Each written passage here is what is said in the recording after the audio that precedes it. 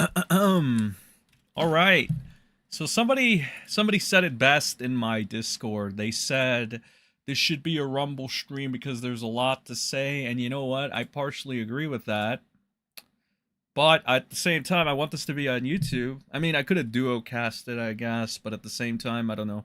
We'll just do the after stream, probably on Rumble, and we'll get more descriptive or whatever. But as it stands, YouTube is still probably the best place to get this out there. And that's where most people, well, the few people are talking about this. The YouTuber that made this video, okay, so I was watching a Nick DiOrio stream earlier today. Apparently there's only a select few people that he would like covering this at this time. I am one of those people. I got lucky. Mostly because I covered the Pyrocynical stuff early on. I guess you could say it was my entry into commentary, so to speak. And I backed Pyro up of that shit. And now, come to find out, Pyro could have been like holding this big secret that's just fucking. It is. This is a mind fuck. All right, I'm gonna watch the video with everybody. We're gonna go through it.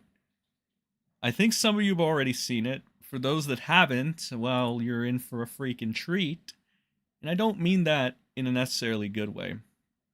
I would ask, though, YouTuber stuff, like and share the video, or the live stream, whatever you want to call this. And let's get some people in here. Let's talk about this, because I do want some of your reactions.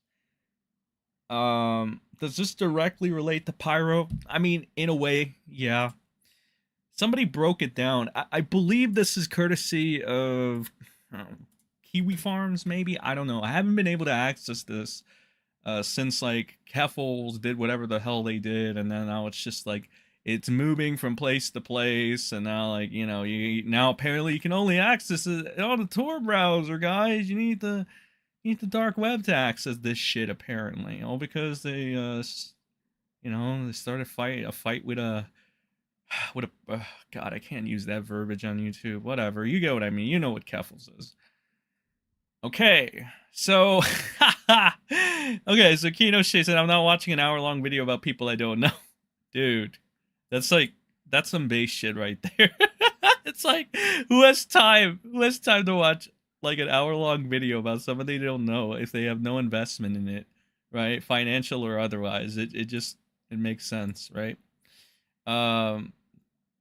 It says, any details wrong here? Pyrocynical fucked with a 14-year-old, got called a pedo, a 22-year-old YouTuber, 23 Kinoshe, then also fucked with the same 14-year-old and is now a bigger pedo. So nothing new here except one more creep. Yeah, I mean, pretty much to the point. I mean, there's other things. So the 23-year-old, damn, that guy is a piece of work, man. He, that 23-year-old just really fucked with the head of this 14-year-old, man. It's pretty fucking nasty shit. And then we come to find out that Pyro knew about this the entire time and didn't give a shit and just went along with it. I mean, it wasn't just Pyro. Apparently there were a couple other people out there. So this is like some big, if you will, big conspiracy, big YouTuber thing or whatever, you know? But Pyro was definitely there. He was at the forefront of it, and he was just staying quiet about this for the longest time. So it's because of that I can't really back up. Okay, so it's already bad enough that I was backing up a furry, right? But a furry that's gonna just straight up know that a 23-year-old is like doing all these sexual degenerate. I mean, dude, the 23-year-old is fucking the 14-year-old. Like, what the fuck? And Pyro knew about that shit, and he just like, oh, mate, it's not my place to get involved and talk about it, mate, or even say anything about it, mate. You know what I mean? It's like, what the fuck? Why should I feel bad for you? Like, and then again, to the point, just again, it's like, like the fact alone that Pyro was in a situation that involved like a 14. Like, I saw some people say, it was like, yo, the Holy Book of Augustus says that it's like, in a high school context, that's fine. Well, I mean, I just have to correct the record there. The Holy Book of Augustus actually said a 15, 18, 3-year age gap in high school is okay to him. That was where he drew the line, right? And that was for the sake of being charitable to Technicals, who Technicals is the one that actually defended the pedophiles. So it's not all on Augie. I know, like, the twist for the longest time was to focus on Augie being the bad guy and shit, you know, the heel. But like, can we stop with the bullshit? Can we just can we stop pretending that was the case? All right. Augie, like, the only thing Augie was wrong of back then is being a fucking idiot and not knowing how to debate. But that's just by comparison to defending a pedo. I don't know. I think he was fine. I think Augie was fine. And then you know, people turned around with the Mr. Girl gotcha and shit, and it was fun to run with for a while because, you know, sure, whatever. It just came at a convenient time, you know. He's gonna talk to this guy that, you know, Mr. Girl and shit. But it was more of like a market play, if anything. Was it bad timing? Yes. It was really bad timing. I think he realized that he probably should have held off on it. But I also think that Augie thought, oh, it's not a big deal because Destiny does it. But he didn't, he probably didn't think far enough ahead. So that was just another thing to launch at him. But the whole campaign against the CC has been bullshit. This also proves it too. A lot of the people that go against the CC end up having they're morally bankrupt. They get exposed to be morally bankrupt, cover up bigger shit than the CC. They're bad faith actors. They'll make confessions, like, you know, Technicals made a confession to Willie and then pretend like he never did that because Willie didn't record him like he should have. You know, shit like that. You know, they'll have op servers and they'll pretend like they don't. All this stupid shit, right? That's all the small creators will do in reality, right? And that's why, like, when I had Jar and Lyle Convoy yesterday, I was breaking it down to them as somebody that's seen this shit, and I have to, like, really break it down for them and be like, hey, this is the angle they're running and this is the bullshit they're doing, because this is everything the small fucking commentators or the small YouTubers will ever try to do. It's the whole we're pure angle because we're not popular, right? And these guys are under a microscope. But it's kind of bullshit. So the CC hasn't entirely really been wrong. In fact, they were pretty right about the pyro thing. It's just that it was spearheaded by Keemstar, who, to this day, I'll say Keemstar's a fucking idiot. Like, I don't care if you look up to him like he's like a role model or something. Like, he's a dude. He's Keem is more cringe than Tommy fucking C. All right, I've grown to like Tommy C again. If anything, you know, because I mean, sure, he takes like 20 shots in the dark and only 14 of them end up being right, but I mean, fuck, he still gets double digits, man. He's still like, he's 14 for 20, you know, he gets 14 right, you know, 6 wrong, but what can you do? You know, he's right about a lot of things, so I gotta acknowledge that. But Keem is just a fucking cringy old man that just botched this entire thing. In fact, I'll go as far as to say is the only reason this was, like, thrown out of the way, like, nothing fucking mattered after this, is because of Keemstar. Because he was a fucking incompetent fucking old man. He's senile. He's an idiot. He's fucking... I don't like the guy. And you know what? Another thing.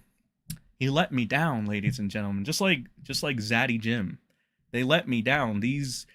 Who would have thought these men on the internet that were supposed to be superstars would let another man down, right? Who would have thought? But look, ladies and gentlemen, if you're a man out there and you look up to me, I promise I will never let you down. All right? I'm not like Papa Keem, and I'm not like Zaddy Jim. I will not let you down. I'll only rise to these occasions, and, you know, I will correct the record. I know a lot of people like that. They like the correcting the record bit. All right, so we're gonna correct the record now. Let's get this short, like, let's get this short Kiwi autistic TLDR, and then we'll watch the video itself. All right. That clock keep ticking like a metronome. What's up, Leo? Leo Convoy. Lio. Fuck. Lio Convoy. Why can't people leave kids alone? Lio, it's the fucking internet. There's too many fucking predators. Alright? This is a doozy. Lio, if you ever feel like looking into something in a large scale, I recommend this. So the main Pyro is just like a driver on the way to this, because like the main person, you know, even if Pyro, his whole thing was just keeping quiet, right? When he knew there was like a 23-year-old having sex with a 14-year-old, and again he's like, "Oh mate, that's not my place to say anything about it, mate," right? The guy is still like this dude named Ancient Reality. So that's who the main bad guy, if you will, right? Pyro is just a person who, I mean, at the same time, Pyro was like, what, 19, 20 when he was fucking with this 14-year-old as well? Or like talking to her or something, right? Ages apparently change multiple times. And even then, we're operating with the idea that, like, oh, Pyro was waiting for her to turn 16, which is the age of consent in the UK, which is where they and Pyro reside. It's not even our rules. It's not even like, oh, we're waiting for them to turn 18. It's like they're waiting for them to turn 16. So even that, it's kind of sketch at that point too.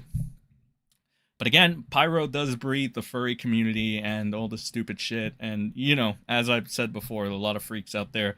Like, I mean, Kaz Werefox is one of them. So let's see. I'm gonna save you an hour of listening to the mumbling Zoomer tard. Pyrocynical 18 dated some Twitter artist 14. She didn't. By the way, they've already gotten like some of the details off of this, but I guess they're gonna just try to TLDR it and make it as black and white, and remove the details as possible. But whatever. Pyrocynical 18 dated some Twitter artist 14. She then broke it up and went to clout chase Ancient Reality. Who proceeded to pressure her into sex, then cutting her herself, and in general, he was being an abusive sex pest. He deleted his channel and became the Prince of Zimbabwe. Okay? It's been abandoned for years, and there is no contact with him. His moral of the story, Pyro said she didn't exist and caused it all. At least she makes some sense. Tells people to get the fuck off the internet and stop idolizing losers with a big number on their profile. Who in their right mind would be okay with letting their 14-year-old daughter stay unsupervised on a site with so much easily accessible porn and other degenerate shit? Only this F-slur Zoomer can imagine not having unlimited unsupervised access to fetish porn at age of 14. It's all the fault of the commentary creeps, ruining it all. He blatantly using her for content and for feeling of virtuousness. Freak, also. It's doxered. Okay. I thought Kiwis were supposed to be, like, pure and impartial and stick to the facts, guys. This guy sounds, like, really bitter and angry, and, like, they're mauling and already telling, like, a really... Like, this story, the way they narrated this, it's just like... Bro, this is so bad. Like, Jesus, Kino did a better fucking way of, like, explaining this whole thing. Now, this is fucking terrible. Like, this is a horrible explanation of it. Like, this just comes off like the ramblings of a bitter old man. So I'm just gonna watch the video, because the video is pretty well done. I gotta say. So I'm gonna go ahead and watch the video. Throw enough of them in a meat grinder publicly and they'll be less interested in touching kids. True. Alright, let's watch this video. It is by Toastify, and it is called The French Girl, and it's called Commentaries Darkest Secret. Alright, I got the classic disclaimer at the bottom. Let me put this here. Alright, let's watch the shit.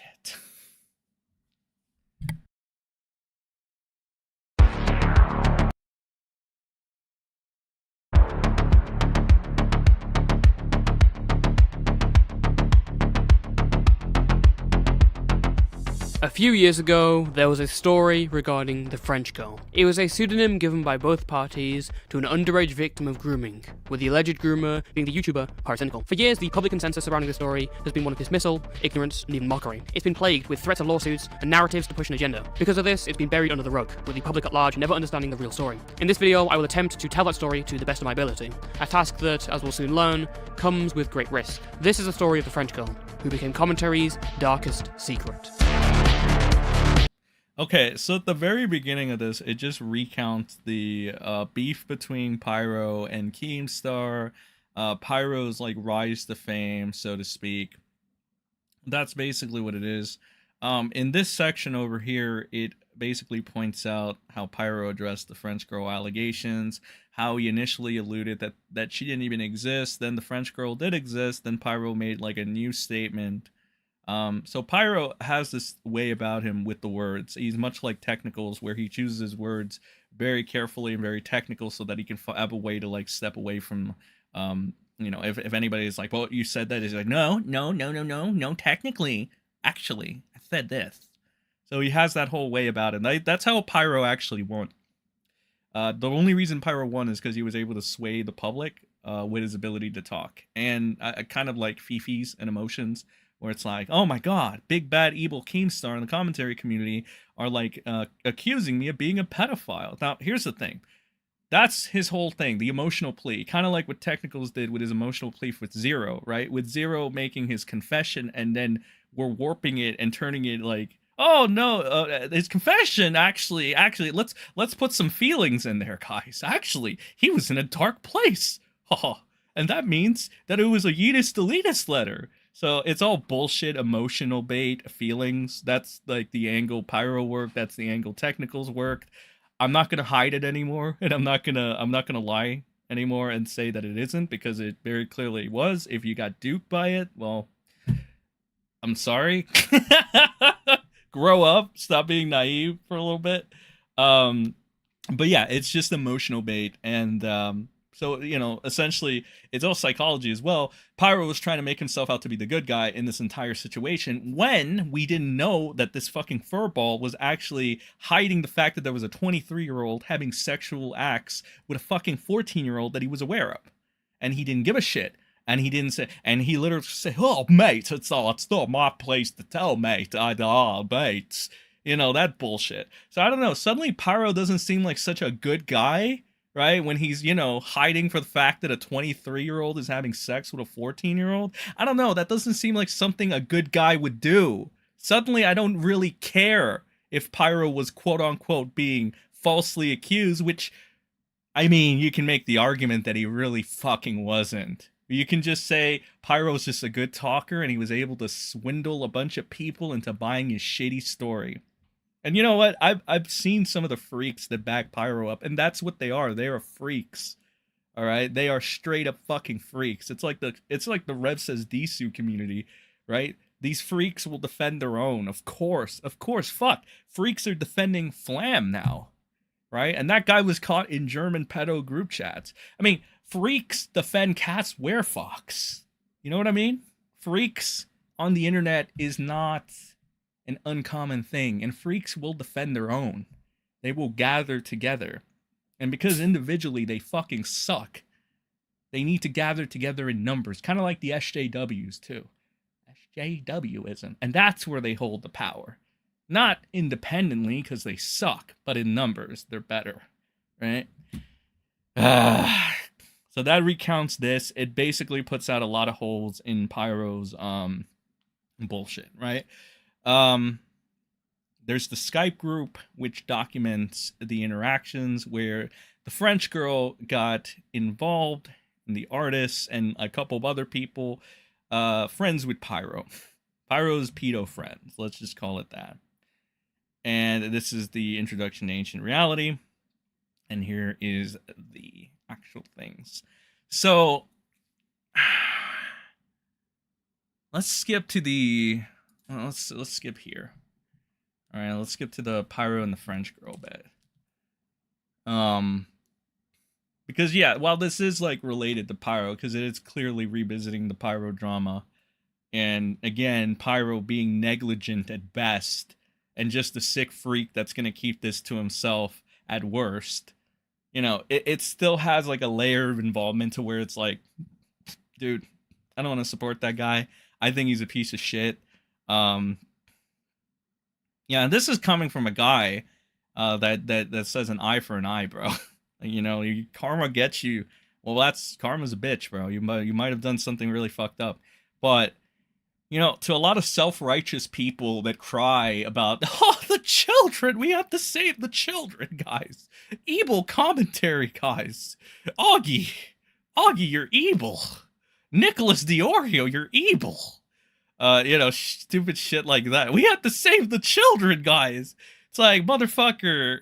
All right, if you're gonna do that, at least be morally consistent now and condemn the shit out of this furball, right? Because there's no fucking way in Christ you're gonna cry about Augie having Mr. fucking Girl on stream and just be like, oh, but like that Pyro guy, defended for pedophilia or whatever and whatnot. Well, he's allowed to know about ancient fucking reality, fucking a 14-year-old and not give a shit about it. That doesn't work like that, guys. Come on. I have disavowed Pyro. I've disowned him. I've taken down any positive video I've ever made about Pyro. I don't give a fuck about the views. I don't give a fuck about the views. Because I refuse to contribute to backing up a fucking scumbag that's gonna hide a fucking secret like this. Fuck that. And when you hear the descriptive details of this shit, you're gonna be like, I can't believe Pyro would fucking just turn a blind eye to this. Ugh. God damn it. God damn it, guys. Individuals known as Chili CSGO, Snipers, and Vagabonds created a Skype group with the sole purpose of exposing Pyrocynical. This group had a lot of misinformation and inconsistent theories, but above all, they believed that Pyrocynical was dating a minor. And they were right. Pyro had recently gotten in contact with and began dating a French Twitter artist named Lou. I want to point this out. They were wondering, okay, so in case you're wondering, why is the Mr. Krabs thing, right? Where the fuck is the thumbnail thing? Oh, here it is. Yeah, okay, so you're wondering, why is Pyrocynical on the left? Well, we know. Why is Mr. Krabs on the right? This has no relation to Redsky. The other crab man, my crab friend. This is Ancient Reality. This is the profile photo he used when he went by Ancient Reality. That's why they're using this. It's not a correlation or direction to Mr. Krabs. It's Ancient Reality's photo at the time. As you can see here, there's Dolan Dark, Pyrocynical, this guy over here. So it's all, and here's Ancient Reality. They used these photos, and he used this one too. So, in case anybody was wondering why there's a fucking crab there, that's why. And began dating a French Twitter artist named Lou. Pyro was 18, 2 months away from turning 19. And as for Lou, Pyro states she was 15, but she testifies that she was 14 years old. As evident from Pyro's own admission in an old Reddit post, this was a relationship where the two of them dated. It did not get sexual, but as seen from their DMs, Pyro admits that he was completely willing to wait for her to turn 16 so they could have sexual interactions. 16, for those of you unaware, is the age of consent in the UK, where Pyro lives. The two dated for approximately 2 weeks until the relationship was interrupted by the prodding of the Skype group members, and they broke up. Soon after, one of Lou's friends logged into her accounts, recorded the DMs of the breakup, and sent it over to the Skype group, who then contacted Keemstar. On March 22nd, 2016, Keem first messaged Pyro about the allegations. It actually wouldn't go public, however, for a few weeks. At the time, Keem was on good terms with Pyro, so when Pyro told him that it wasn't true, he didn't run the story. I hit up Pyro in the DMs, I'm like, is this true? He says it's not true. He gives me some stuff, alright, and I don't run the story. This all changed on April 9th, when Pyro uploaded the Oh, and you guys already know this, but Keemstar is an opportunistic fucking parasite. He is a fumbler of the balls, okay? He sucks too, but you already knew this, alright? For those thinking that I'm trying to make a defense for fucking Daniel Keem of all people, fuck no. Fuck Keemstar, bro. Fuck Keemstar. I don't give a shit about Keemstar. As far as I'm concerned, he doesn't even give a shit either. Like, the only thing he gives a shit about and gave a shit about was just trying to use this against Pyrocynical. That's all he cared. Like, that's all he cared about. And like, this kind of corroborates that too. Like, he's saying that, well, I didn't run the story, mate, because Pyro said this. It's not until Pyro, like, I guess, kind of takes a shot in Keemstar's mind. Pyrocynical essentially makes a video where he criticizes Keemstar. Keemstar takes it as Pyrocynical trying to go to war with him because he's a paranoid loser. And then Keemstar goes back and he's like, oh, I'm going to reveal that thing about the 14-year-old, buddy. It's like, I didn't do it before, but I'm going to do it now. But even then, right? Even then, Daniel Keem didn't know about Ancient Reality, the 23, at least at this point in time. Pyro did. Alright, so this is like a dark secret that Pyro's been holding out on us. He's been holding out on us for his entire I'd say his rising career on the tubes. He's been hiding this from us. He just doesn't address it, never addressed it before. Now he made one statement on the matter, which that'll be in this video too. We'll get to that. All right. The video criticizing Keem's channel, titled The Keemstar and Tobuscus Rant. In this video, Pyro makes some light criticism of the way Keemstar had handled the Toby Turner allegations, stating that he was worried about allegations being taken at face value, because of how easily audiences could be swayed. So recently, as some of you may know, Keemstar has uploaded a video onto his channel talking about a rape allegation with Tobuscus. Keemstar has every right to show it on the Drama Alert show. There's no kind of law he's breaking or any kind of breach of privacy. It's totally within his right for him to be able to make this video. And he himself in the video does remain extremely neutral. He never gives any kind of leaning towards maybe he did these things or maybe he didn't. You know, respect to him for actually maintaining neutral for the entire video. But honestly, in my opinion, what I think Keem should have done in that video is gave some kind of disclaimer that these are allegations and you shouldn't be going and flaming on Toby's channel. This upload made Keemstar furious for a number of reasons. As publicly disclosed, Keem's defense for this was that he did in fact clarify. Wasn't expecting to hear Cass's name mentioned. I mean, he's a furry, like Pyrocynical, bro. Okay, and Pyro, oh my god, at this point, Pyro's probably should be the last straw that you shouldn't trust the furry in any way, shape, or form. Because these motherfuckers, they'll either be pedophiles or they'll cover for pedophiles, right? And this is like, again, this age gap here, right? Like, Pyrocynical covered up for an age gap of 9 fucking years that involved self-harm and abuse. Are you fucking kidding me? Are you fucking kidding me? Okay, I'm not even trying to get on these moral high horses like some of the people that use the moral arguments or anything, alright? I'm not even gonna do that. I'm just gonna present this to you and ask you instead. You guys who are unsullied and not evil like me, not the bad guys, you guys are clearly the good guys, right? Ask yourself this. If somebody you knew had knowledge of this, you know, a 23-year-old with a 14-year-old and they're having sex and there's talk of abuse and self-harm and the guy just fucking with the kid's head, would you stay quiet about that? Really? Would your response be, mate, it's nothing to do with me, mate. It's not my place to talk about it, mate. Keemstar bad, mate. Sweaty moves, mate. It's like, I'm sorry if I'm just like throwing a bunch of like, you know, jabs at Pyro right now, but it's like, you don't understand. I feel like I've been had. I feel like this entire stupid crusade to defend Pyro, because that's the narrative, right? Pyro was the innocent one. Pyro's the good guy Pyro. It's just kind of like, it's fake. It's even the people you think are the best people there are like the most trustworthy or the good guys, end up being fakes, end up being shitty human beings. And I'm sorry, objectively speaking, not to tug at your heartstrings like Technicals would, or like, you know, Pyro would. Or anybody that's ever made this stupid fucking, like, I'm pretty sure Mini Lad tried this stupid shit too. I'm sorry, guys. Oh. You know, that stupid shit. Anybody that's ever tugged at your heartstrings, I'm not trying to do that, but like, it's still, it seems wrong. There's like a disconnect. You know that instinct that you're like, this is wrong kind of thing, right? It's just like, this is not something that should happen, right? And it just, it's bad. It's a bad feeling. It leaves a bad taste.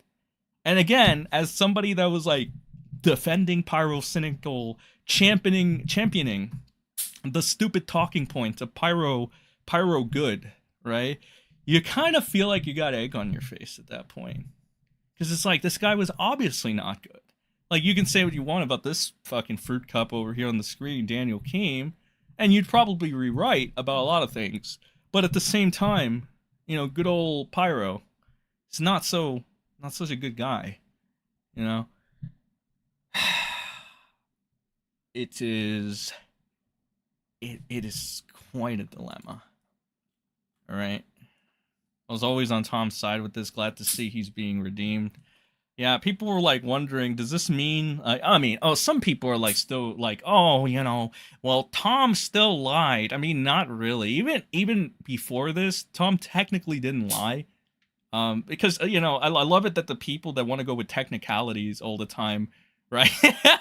They don't want to buy Tom's technical side of the argument. They went ahead and they're just like, beat it, Tom. Beat it. You suck, Tom. Fuck you, Tom. You're a liar. You try to frame Pyro. Oh, and it's like, bro, you know what? Tom was right all along. Augie was right about this shit too. Fuck. Again, even this fucking fruit cup over here, Daniel Keene was right. I mean, not for the right reasons, of course. He just wanted to get at Pyro, but still at the same time he was right. So that is that. Keem is the OG commentary grifter. Yes, he is. Yes, he is. He is Daniel Keem, you know. He's also the OG commentary doxer. All right, that wasn't, contrary to what people want to believe, they think that's Angry Slug, but it's actually Keemstar.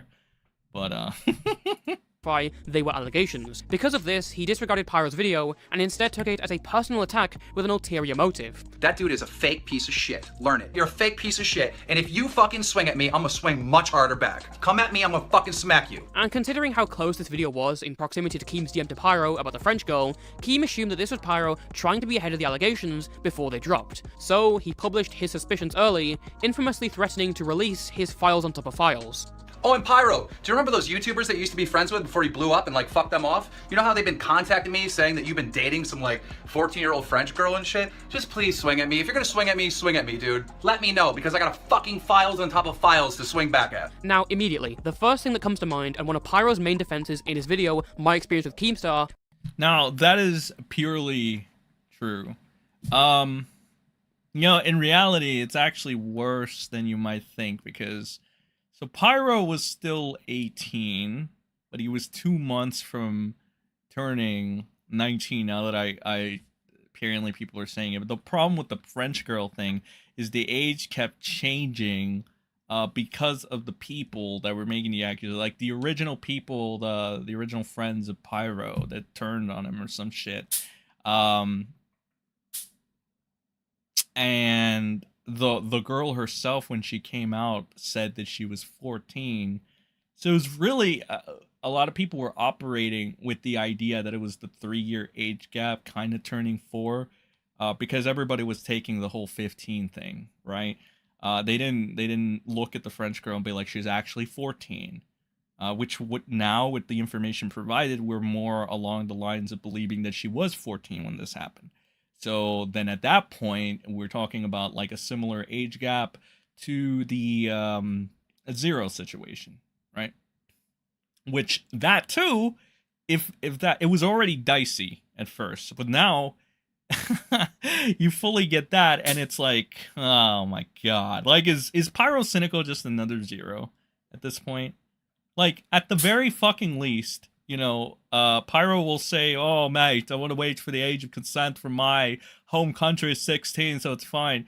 They won't pussy out and tell Willie Mac in private, oh, oh, God, Willie Mac, he thought it was okay because he's from Chile and, 14, blah, blah, blah, Ice Cube's in the pussy. And then, when Willie Mac asks you, Tech, you said this to me. We're like, no, I didn't. You didn't record me. You can't prove shit. At least Pyro isn't that much of a fucking pussy, right? So, I mean, there's that. Or no, pussy's not the word, right? Crafty and smart and articulate and lawyery. Record all your conversations, ladies and gentlemen. If you're ever, especially if you're talking to a YouTuber, record every single fucking conversation. You can't trust any of these people. Ever. Record every fucking conversation with every fucking YouTuber you have. Trust me. If Willie Mac had recorded that conversation with Technicals, bye-bye, Tech. Bye-bye. GG. What? It's okay to record combos. Why not? If you have nothing to hide, you have nothing to hide, right? was that Keem was glaringly inconsistent in the French girl's age. Now, if any of you didn't notice that, he just deliberately lowered the age. Now, originally, this alleged girl was 15, and now Keemstar has lowered the age to 14, probably to make it sound even more impacting and incriminating. And guess what? Later on stream, he lowered the age again to say the girl was now 13, and on top of that, basically insinuating that I was a pedophile. So this man has lied about the age of this girl on two that cried over Discord roles being taken away. Shout out to Seth fucking Rogan, bro. That motherfucker. Oh my god. That guy was, that guy should have been like the biggest, okay, like, that guy should have been the biggest fucking red flag just based off like some of the shit they did. But like, holy shit, man. Yeah, that guy. That guy was a piece of work. I wonder, like Seth, if you're watching this, if you're still around and you're not like in the ether, disappeared or something, or doing ops, I genuinely want to know what you think of your boy Pyro covering up for a 23-year-old having sex with a 14-year-old, and then I want you to tell me how that's just smearing propaganda, whatever the stupid shit you said, right? Because you're talking about a guy who, I mean, you showed them the Mr. Girl iceberg, right? And this guy just called it a propaganda piece. Literally everything in the Mr. Girl iceberg are Mr. Girl's own words and actions leading up to his current moment. Like, that is not a propaganda or a smear piece. The actions aren't even taken out of context. You get the full context of everything he's done, and apparently that's propaganda and smearing. Right? Okay, whatever. Like, I don't know, man. Like, fucking weirdos, like, I just can't. And like, if you... I don't want to be as jaded as to thinking that everybody that likes Pyro is a fucking freak, that it's okay with him hiding a secret about a 23-year-old fucking like a 14-year-old and shit. But like, my god, that's why I hope this like video, like this Toastify video or my stream or something gets out to people, and then they start realizing, whoa, bro, hold up, buddy. I mean, I'm gonna question your morals. If you want to continue to enjoy quote unquote Pyro's content, I guess. I mean it's content, right? It's like a service delivered to you. And if you can overlook, again, the fact that good guy Pyro isn't exactly good guy Pyro, I'm not saying you can't do that. I mean, it's possible to do that, I suppose. But even still, it's like, I mean, I don't have to have that issue. I was never really I was more of a Leafy guy than I was a Pyro guy. So it doesn't really matter to me. It doesn't really apply to me. I don't have an issue disconnecting with Pyro's content or him as a person. I just thought of him as good guy Pyro was getting screwed over by the CC.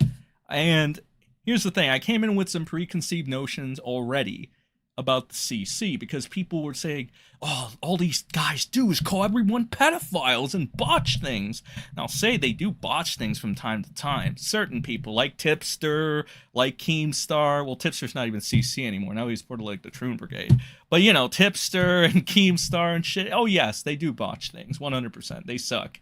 But even still, like, there are some people that actually fucking at least try to have some level of dignity, right? And I've come to realize they're the people that certain individuals behind the scenes are telling me we're always wrong, and, you know, they can't be trusted, and blah, blah, blah, blah, blah, blah, blah. You know, I think the Oreo does a pretty good thing. Try at this, you know, he tries to, I think he even pushed back on some of Tom's points initially. My bad for that, Nick. You know, I think Augie has definitely gotten better. The point is, these guys aren't as bad fate actors that you think. Right, so before you go in with tunnel vision or preconceived notions about these people, don't let it be like the mob or like a group of people that are trying to infect your head with these, you know, lies be the deciding factor. You should decide for yourself and stop looking at every negative thing, every negative aspect of them, and try to look at some positives. That's all I'm saying, because again, they are, and they were right about Pyro. Pyro was not a good guy. When Turkey Tom specifically said Pyro was not a good person, he was right. He was right. And it's gonna get crazier. All right, we haven't even reached the tip of the iceberg, so to speak. It's gonna get much worse. All right. separate occasions, and knowing Keemstar, this girl will probably be an embryo by next week. So surely his inconsistencies would mean she was fake, right?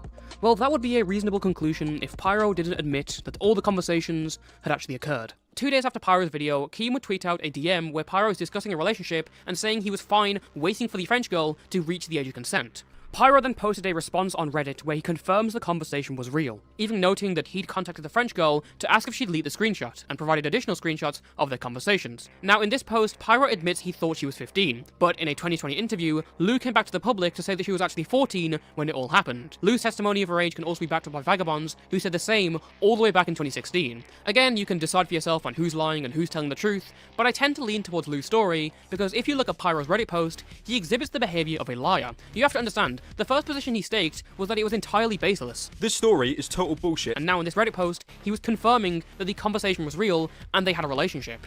Yeah, if you go from, oh, this is bullshit, bro, he's making all this up, to like, okay, there's some basis to this, you know, it kind of happened. You know, that's, you know, one of those indicators. Like, it's not the deciding factor, obviously, but if it's not even about one thing, right? It's about like a plethora of things that pile up. That's what I've always said, right? It's not even just about one thing. It's not about one gotcha. It's not about one situation, one isolated incident. It's about multiple things that stack up, whether over time or current day.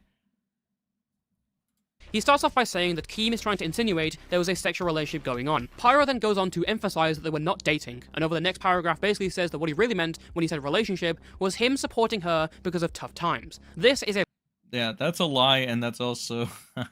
we'll let it play out. lie. And I know that because more excerpts of the conversation exist. You can see right here, the French girl is arguing about why Pyro dumped her, with discussions on if he broke things off because he didn't want to be seen as a pedo. They are literally talking about breaking up, and if you're talking about breaking up, then it's safe to say that the relationship wasn't the relationship Pyro's trying to tell you it is, right? You have to be a fucking idiot, like, super charitability to Pyro to just take his word for something that's just, you know, blatantly false right in front of you. So he's straight up lying to a bunch of people's faces, and he could get away with it. That's the beautiful thing about having a lot of numbers, though. And you've seen it happen quite a few times. You've seen people get away with it. You know, Nairo's gotten away with it. Zero's gotten away with it. Reb's gotten away with it. A lot of people get away with this shit. They just need to drown you out with numbers. That's all that fucking matters. And whether or not you're a good talker. And Pyro is a good talker, right? He plays the very innocent role very well, too. But you would never catch on unless you're extremely autistic or have nothing to do better with your time but to look into these things. No offense. Then you would have not seen this shit. You need to compare these side by side. And when Pyro is playing semantics with what a fucking relationship is, and the context of this is literally him saying, or them saying, or whatever, talking about a breakup, you know, something that couples fucking do, it's fair to say that Pyro's a little full of fucking shit. You know, just a little bit. His role was just to be supportive, then you think he would maybe intervene and be like, hey, sorry, no, we weren't dating at all in the first place. It is a blatant contradiction and a bold-faced lie. Another excerpt from Pyro's Reddit post reads as follows. When Keem DM'd me and asked if I was dating a 15-year-old, I denied it, because we never were in a sexual relationship. I really don't see how simply communicating with someone of the opposite gender can instantly jump to something sexual. Notice the careful wording here. Whilst Pyro denies that they have a sexual relationship, he specifies sexual, even though that was not even a part of Keem's original DM in late March. Yeah, that just comes off as fucking semantics. Yeah, it's like, whoa, mate, we were in a relationship, but we never consummated the marriage, you know? It's like, we are married, we got married, mate, but we never consummated the marriage, therefore we're not actually married, mate. We're only married by law. It's like, you know, it's bullshit. It is such slimy, stupid fucking shit. I can't believe, like, you know, I'm embarrassed that I actually let this go for as long as I did and just, like, said, oh, yeah, it's fine. Yeah, it's whatever. Keemstar sucks. You know, CC sucks. Yeah, Pyro, get away with it, Pyro. You can get away with it. Sure. Why not? And then it embarrassed me that I did it the second time with Zero. Yeah. Zero's great. Zero's great. I hate Augie because he called Steve to leave. Actually, he didn't even call Steve to leave a pedo. All he did was repeat what Steve to leave said. So, okay, that was a goof up on my part. I kind of got mad for no fucking reason. But you get it. Motherfuckers, you've been there. You know what it's like to have that one fucking friend. All right? You guys know what it's like. It's stupid. It's dumb. You know, it's a learning experience. Whatever. So, yeah, Augie bad. must have tunnel vision, must support tech, must support pedophile, 0. Yeah, commentary, you guys suck. Let's defend pedophilia with tech, bro. So fuck you. I'm so sick of this shit. I'm done. I just want to set all the bullshit right. All right? I don't even care. I just want to set all the bullshit right. Enough of this fake shit. Enough of the grifting. Enough of the bullshit. All right? And from everyone, bro. Everyone. Nobody gets off anymore. Fuck that shit. Nobody should get off of this shit.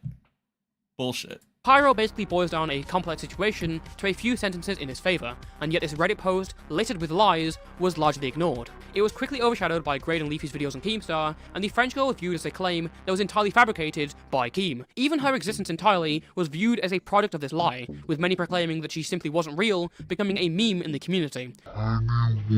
She ain't no 15-year-old French girl. As an example, here's a tweet from Nopify that says, "You didn't really talk about your 15-year-old ex-girlfriend in the video." Here are some replies from the time that say, "Didn't he clearly say it was made up in the video? The one that doesn't exist? Why should he have to? It's obvious Keem made it up, considering how much he changed the age." But without a doubt, the French girl was real, and the evidence found suggests that Pyrocynical had a short romantic relationship with a 14/15-year-old whilst 18. On top of that, he seriously downplayed and lied about the nature of it on 2 separate occasions. That's another thing people don't fucking talk about, the whole downplay game. Downplaying is a form of defending people. Like when that idiot, the franchise, downplays every single exposed video on fucking Zero, and then straight up tells me, "Well, I'm not defending Zero, mate." It's like, yes, you are, you fucking bitch. I'm sorry that Spider didn't end up like wanting to suck your dick on the internet or some shit, and you feel cucked by Slug, and you defend a pedophile, and you don't think Zero's a pedo for some reason, but you think Slug hitting on an 18-year-old makes him a pedo. I'm sorry you're such a fucking cowardly bitch. You're so inadequate that you fucking lost to Edwin fucking Costa in a fucking debate. I don't know. Go back to eating glue, I guess. Oh, cry more about your channel getting a strike or some shit, because I know, franchise, I know people like you. The channel is all you have in your fucking life, and if you lose that shit, oh my god, you're gonna be on Yeetus Deletus watch, because you got nothing else going for you. Motherfucker, I've heard some of those VCs you were in, right? You sound like such a fucking awkward bitch. You're such a weirdo. You're such a little nerd, bro. You're definitely the type of guy that was stuffed into fucking lockers. I can see why you have the Napoleon complex on your channel, thinking you're hot shit or whatever. It makes so much fucking sense. Fucking losers on the internet, bro. With all this being added to our notes, we started researching further and tried to find out more about Lou and Pyro's interactions. But in doing so, we stumbled upon something unexpected. You see, up until now, the French girl story as we knew it was part of the fight between Pyrocynical and Keemstar. But when we started looking deeper, what we found was that the French girl had become the victim of another YouTuber inside the commentary community. And here it comes. Here comes the final boss. Here comes the final boss. And it was a horrific story that none of the public know about. So to find out where it all began, we have to go back to that fabled Skype group.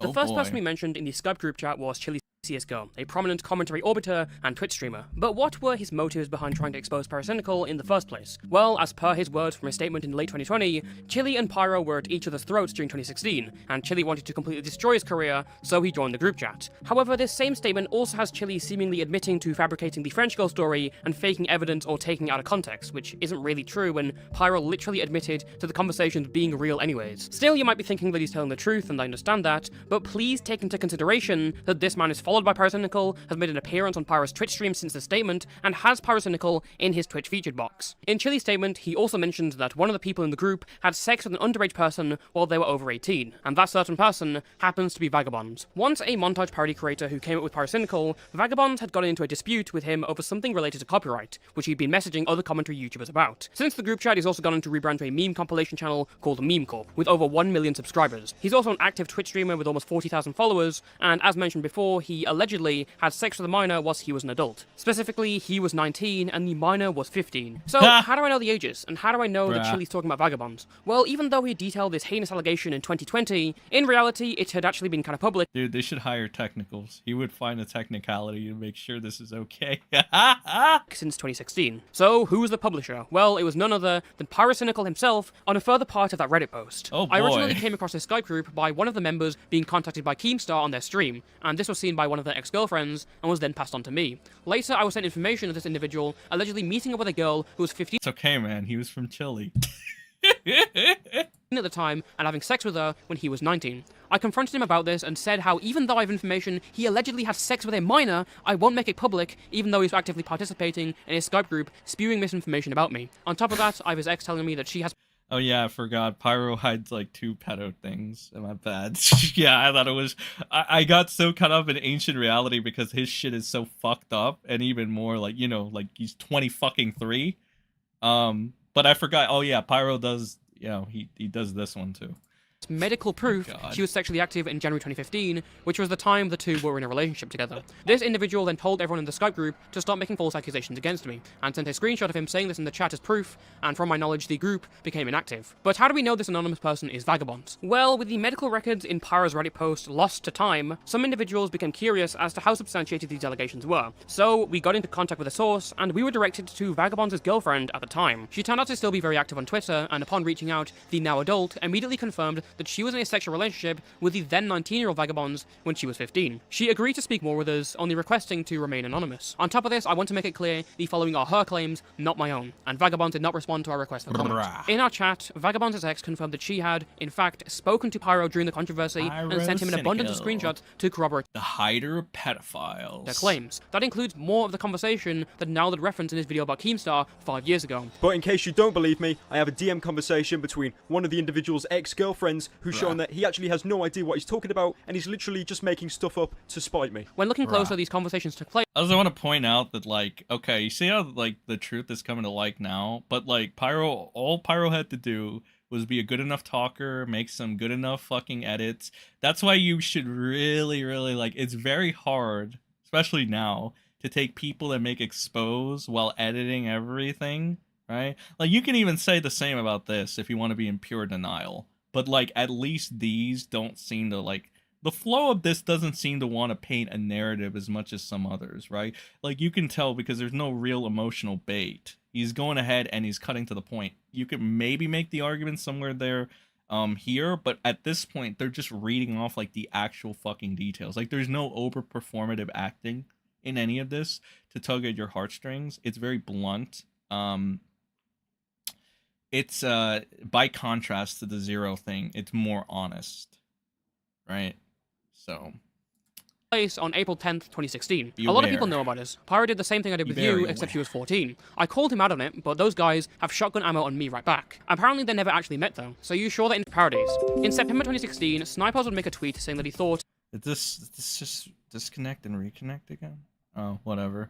Okay, well, to make up for that, guys, I'm gonna ask you to like and share the stream, please.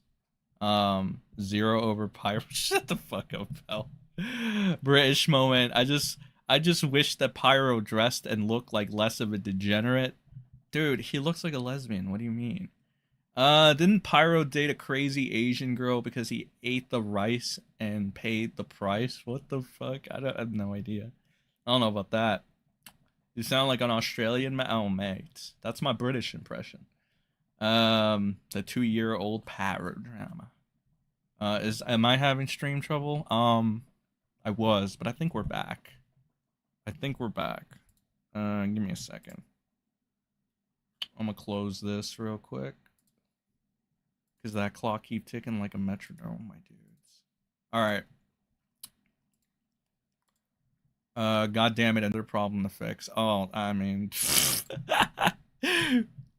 Pyro wasn't a pedophile, and he had never thought he was, which of course raises the question of why he was in the group chat in the first place if he never thought Pyro was a pedophile. Well, when a Reddit comment replying to Pyrocynical's deleted post speculated that it was him, Snipers responded, which seemed to explain his own motive. I wasn't part of the witch hunt on Pyro. I stupidly... Okay, so then it's not even just 2, it's 3 then. 3 pedos. 3 pedos that Pyro will hide, okay. Told Keem about this guy I won't name who's 22, and clearly taking advantage of the same girl.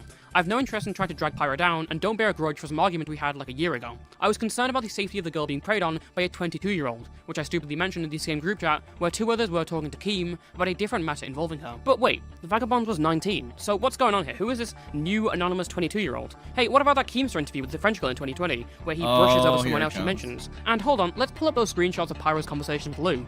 Who's this person in the DMs who Pyro's referring to? Who is Mick?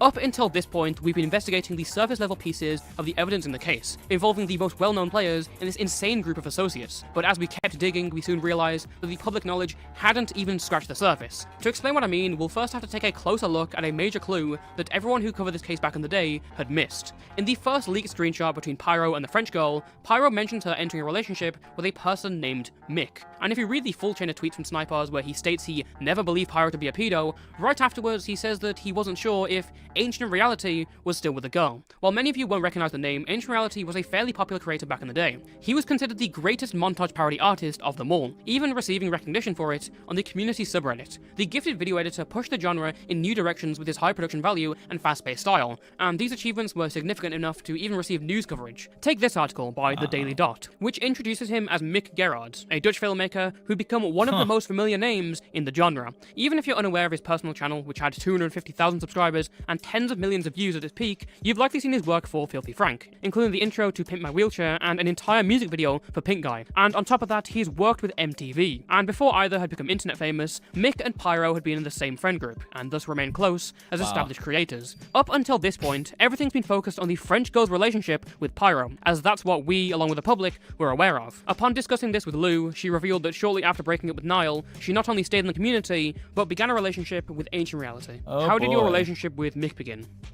As in dating or like talking? When did you start talking to him? Yeah. Same years, honestly, so also 2015 since he was in that group and I was interacting with all of them and I guess we just kind of became friends, like same with everyone in this group because of fan arts.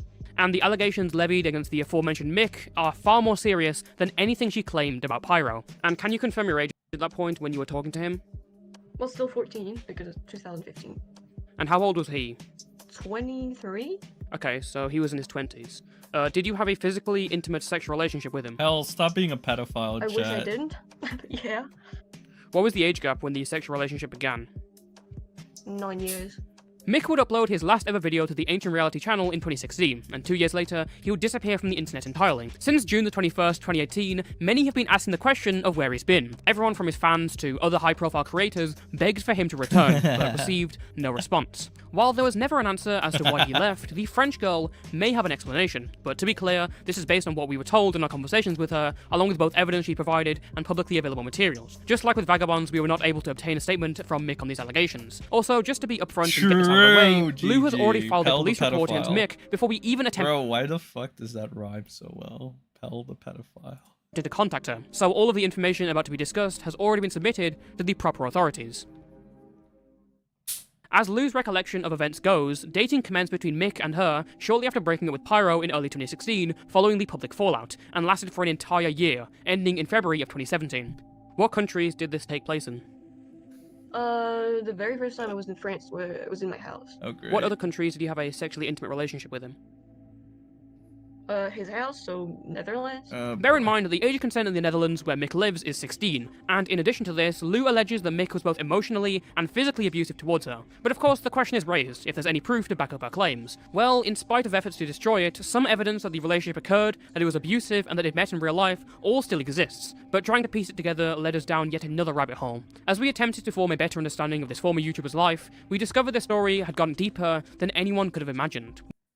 When digging through the archives, the earliest proof of the relationship between Mick and the French girl can be found in February of 2016, when they started interacting with each other publicly in now deleted tweets. These earliest conversations were around the time when Pyro and Keemstar originally began their feud behind the scenes, and word spread amongst their friend group. This lines up, as shortly thereafter, Mick uploaded the video titled YouTubeDrama.exe, a tongue-in-cheek satirization of Keem and the drama community surrounding him. It ends with a message by Ancient Reality, pleading for everyone to just get along. At this point, he appears he knew the French girl. That's so fucked, though, because he was the actual, I guess if you want to call it, the actual quote-unquote villain the entire time, right?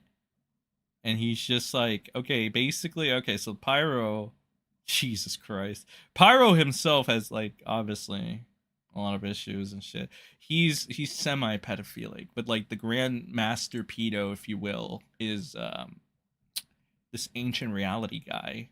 And he's just hiding and lurking, and then he's just subtly, like, you know, making these little videos, and he's like, "Hey guys, let's all get along. Haha. You're not onto my secret yet."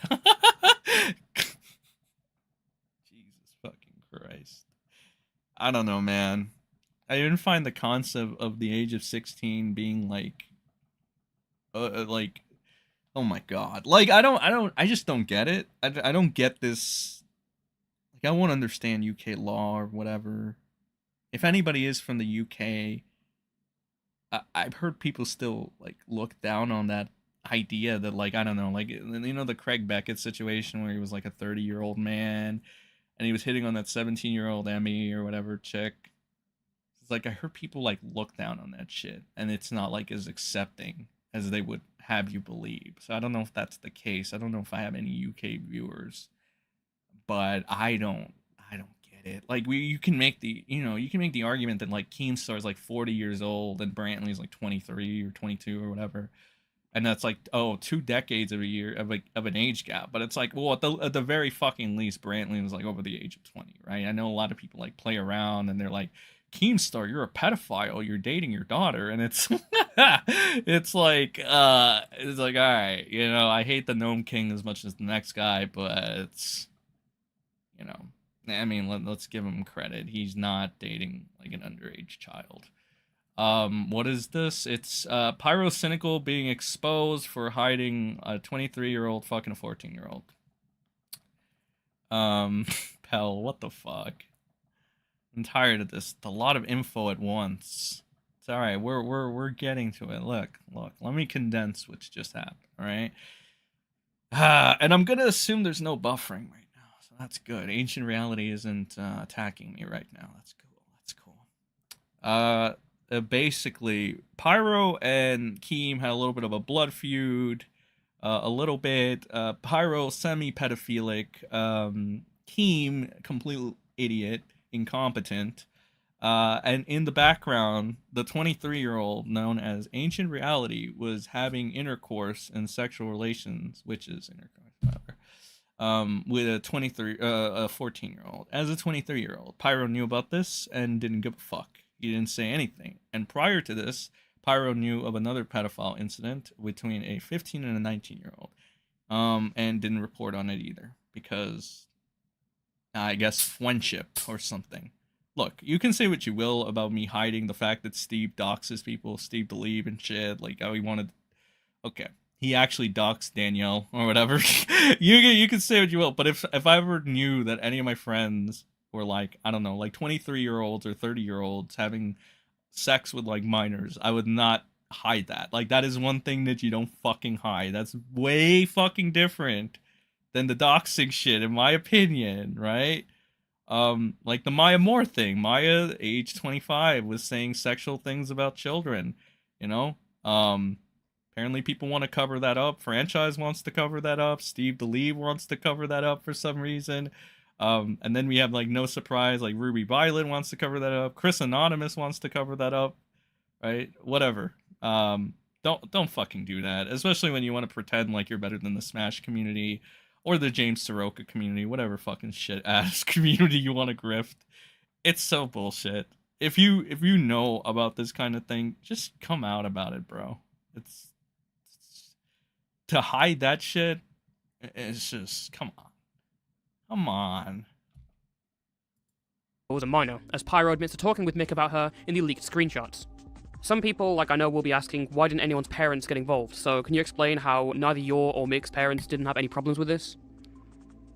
So, first of all, they didn't know. My parents first thought that he was just going to be a friend, which my mom asked me later on to clear out if he was more than a friend and all that. But, AR, so Ancient, basically, before we met each other's families, he set up this thing about my age and his that would be basically lying, which he wanted me to lie about his age to my parents. Instead of 23, he told me to say that he was 19, which is still 4 years difference. And to his family, he said that I was 16 when I was 14. Understood. So I guess another thing... This Ancient Reality pedo is already doing, like, he's going straight for, like, the jugular. He's like, alright, so, mates, what we're gonna do is we're gonna lie about our ages, mate. You're gonna lie about your age. I'm gonna lie about my age, mates. So he's already going full on pedo mode. Like you can already, like you can't even give this guy like the benefit of the doubt. You can't be like Ancient Reality is a good guy, you know, guys. He was just misled or something. Because it's like this motherfucker already knew what he was doing. You can already tell by the precautions he was taking early on. You know, there's no plausible deniability. There's no charitability that should be given to somebody that just blatantly says, "All right, I know you're 14, but you're gonna pretend to be 16, mate." And I'm gonna pretend to be 19, mate, so it doesn't come off as creepy to your parents, mate. And it's like, Jesus fucking Christ. Like, why even? Why? Poor K. Poor K. L friend, he says. I'm gonna lie about my age, mates. God, that's gross. I know. What, Steph? I know we both watched Mad at the Internet. We both watched Josh Moon. What would Josh say about this? All right, what would Josh say about this? He wouldn't be very none too pleased. I think he would rip into these people. We're trying to like cover our bases for any inconsistencies someone might want to, point out in the story. Some people might question your account being deleted and the lack of pictures with you and him together. Can you explain why that's the case? Well, first of all, pictures of me and him is pretty easy that I hate photos, and so did he. So basically, there was nothing really. So that's like the easiest point. Then the account. Since he didn't want it to be public, when I used to have my account at Demoria67, basically I had a bit of a following from all this art, and I was like kind of not very known, but I was like a sort of known fan artist in the community, and he did not want anything to be public at all. Like, he was actually scared, and I know he told me that, and when he told me to delete my account completely, he was actually in my house, so he was over, and he told me that he wanted me to basically stop speaking to anyone and never mention it, and so he made me delete my account, and I actually, well, wasn't allowed to ever recover it. As Lou just mentioned, all of the tweets of the two interacting publicly were deleted. Lou explains this by recounting one of their visits, where allegedly Mick stood behind her as he forced her to delete her social media accounts one by one. As her account goes, he then, for good measure, deleted all mentions of her from his Twitter. Lou states the two met numerous times over the course of the relationship. Their method of transportation was by train, which aligns with an old Reddit comment we found from Mick, which corroborates that this was in fact a form of transportation he regularly used. On top of this, she saved one of her train tickets, dated August 30th, 2016, from Kaldenkirchen to Freiburg. The latter city shown on the ticket is situated on Germany's border with France, and was the easiest spot for her mother to pick her up. As she would tell us, Mick's parents often weren't home when she visited, leaving her largely unsupervised in an unfamiliar country. She alleges that they'd had sex numerous times during these meetings, something he would often pressure her into doing. She recalls many of these ending with her in tears, and him ignoring her reaction. These experiences were too harrowing for her to recount during our interview, so we later asked if she could explain other details about their sexual relationship. Basically, AR wanted to not force me, but he was very insisting on me trying to get a prescription to start taking the pill, so he could like not use any protection anymore. Once, I know that when I turned 15, he acted shocked, like he didn't know, in front of my family or whatever, which my mom made fun of, and we went on a walk, and he just started saying something that really brought a red flag to me. He was like, "Oh, it's okay anyway, I already got used to fuck a 14-year-old," and I was like, whoa. That really just, I don't know. Oh my god. Wow.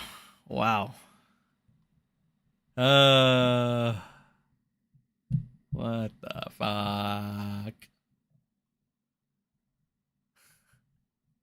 Best to worst pedo tier list, Lion Maker, Mini Lads, Appetite Zero, Pyro. What the fuck? That's Pell. You. No, that was very shocking. But as she tells us, they not only continued to meet after this ordeal, but would soon take a trip together. Later that month, Mick took her to visit Amsterdam's notorious Red... You know what? You know why you failed at that tier list, pal? You forgot to add Nairo, okay? You forgot to add Nairo. How could you forget the biggest pedo of them all, bro? Actually, I don't know, this Ancient Reality guy and fucking Nairo seem to be, like, tied for first place, to be honest. I don't know, I kind of want to give the edge to Ancient Reality, and then Nairo be second. But, Jesus. Also, you forgot about Mini Lad, my dude. You forgot about Mini Lad. You forgot about Red Kiwis. Alright? You forgot about, EDP. The fuck? Alright? There are more pedos in this. Actually, no, you did mention Mini Lad. Never mind. But you forgot EDP, bro. How did you forget EDP? Did you guys know EDP fucking apologized today? Apparently on one of his streams. Like, apparently he apologized. It's like an 8-minute fucking video where he's like, "Oh, I'm so sorry," or something. I was thinking about watching that, but I'll do it later. Isn't Onision a really bad? Oh yeah, that's another one you should add there. God, you know what? There should be a pedo tier list, to be honest. I don't know why anybody hasn't done that yet. Lion Maker, Mini Lad, Onision, Zero, Nairo, Flamenco, shit. Did I say Lion Maker anime? Red Kiwi, Zaptai, fuck. I think that's it. I can't think of any more. And EDP, of course. EDP too. But yeah, I don't know. Somebody's gotta make it happen, bro. Alright. Light District, a tourist attraction known for its abundance of brothels and sex shops. The two spent the entire day there, visiting places like its sex museum, and later a sex shop which she had taken photos inside. She told us this occurred around Christmas, which is reflected by the store's decorations, and recalled feeling so uncomfortable inside the store that she left to wait for him outside. Can you tell us about your trip with him to Amsterdam? I was going to the Netherlands for a few days, maybe 3 or 4, and basically we visited a few cities because it's not a very big country, so we could go off by train. And so after visiting 2 or 3 cities for some days, the last stop was Amsterdam. Well, when you go out of the train station, it's just like a big street, and obviously since I like traveling, and even though I was underage, well, for me the traveling part is not that bad, but he first of all he brought me to this it's like sex museum or whatever, and after this thing, whatever it was, I wasn't really looking, I was just following him or whatever, just looking at everyone. It was a bit confusing. I don't think I really realized where I was. And later on we went to, I guess what you would say, the main part of Amsterdam.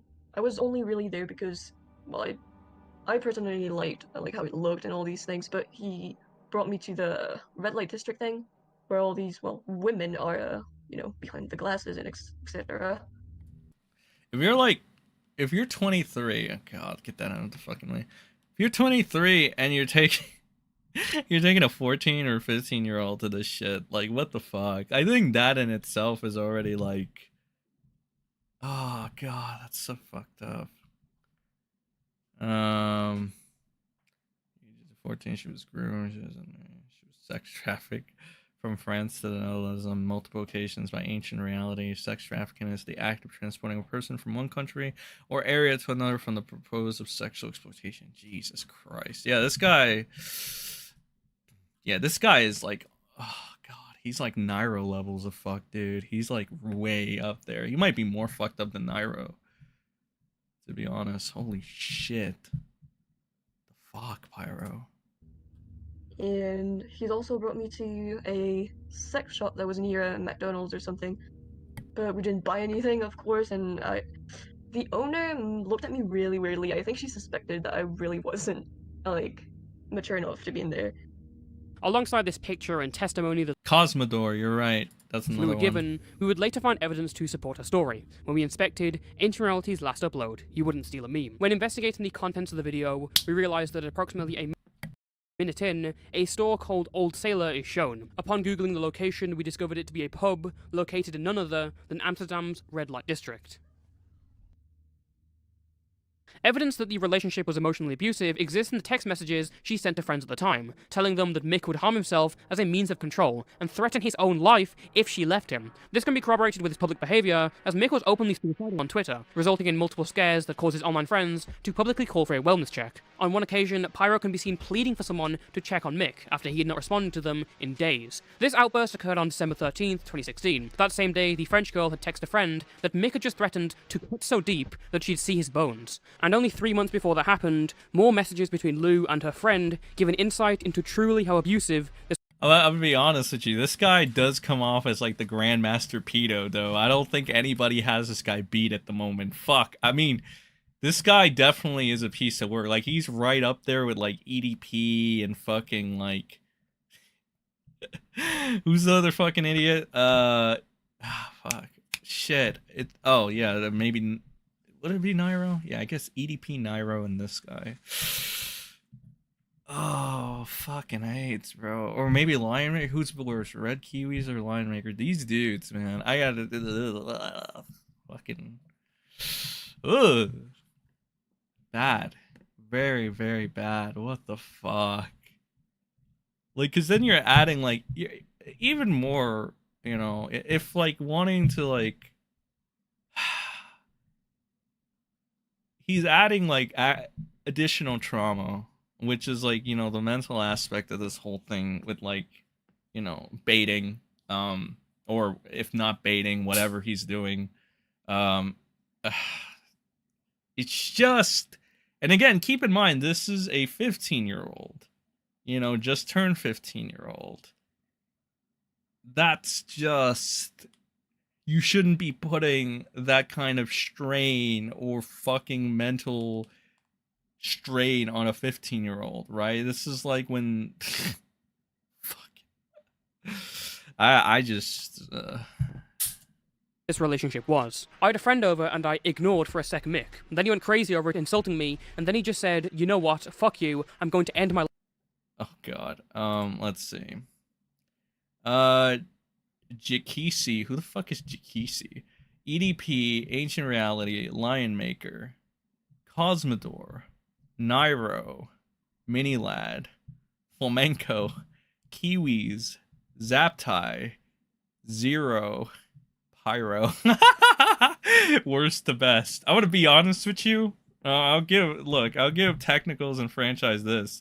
By comparison to all these other pedos, yeah, Zero's probably like around the Pyro and Zapti level. Like, they're like the low level ones, right? If anything. Like, that's even bizarre to me, because I think like that's still fucking terrible. But like, yeah, the guys at the top, right? EDP, Ancient Reality, Lion Maker. I don't know who the first person is. But yeah, that's fucking wild, dude. You think the reason Pyro wanted to date her was that his friend had already groomed her and wanted the sloppy seconds? God, I would Also, hope not. can we skin the furry? You can definitely do that now. I think you should practice with Kaz Werefox, though, because he's probably a Pyro fan, unironically. And he's supposed to be like this badass that could take on any comers. No homo. So yeah. Someone needs to do a pedo tier list. Yeah, it's so fucking true. Austin Jones, that's another fucking one. Yeah, I almost forgot about that. Rakeda, I think, covered him before Rakeda was outed as a cuck. Austin Jones, yeah, that's another one. Oh boy. And that's a throwback. Austin fucking Jones. I almost forgot about Cosmodor for a second until somebody brought him up. It's the fucking German idiot that was like, oh, God, however the German accent is. Oh, it's just a god, blah, blah. He's like, you know, I'm all fucking kids or some shit. I don't know, fucking hell, man. These people, bro. We got Chileans, we got Germans, we got Dutch, we got fucking British, you know, we got pedos from all over the fucking world, bro. Jesus fucking Christ. Cryotic James Charles, that's another one. Yeah, I mean, technically, yeah, James never fucking learns. Like, he's just really fucking incompetent, and I don't even think he gives a shit. I think he just, like, he'll fall for any bait, and then he'll be like, oh, well, time to make a new apology. Hey, sisters, I'm gonna apologize for being negligent about a fucking person's age.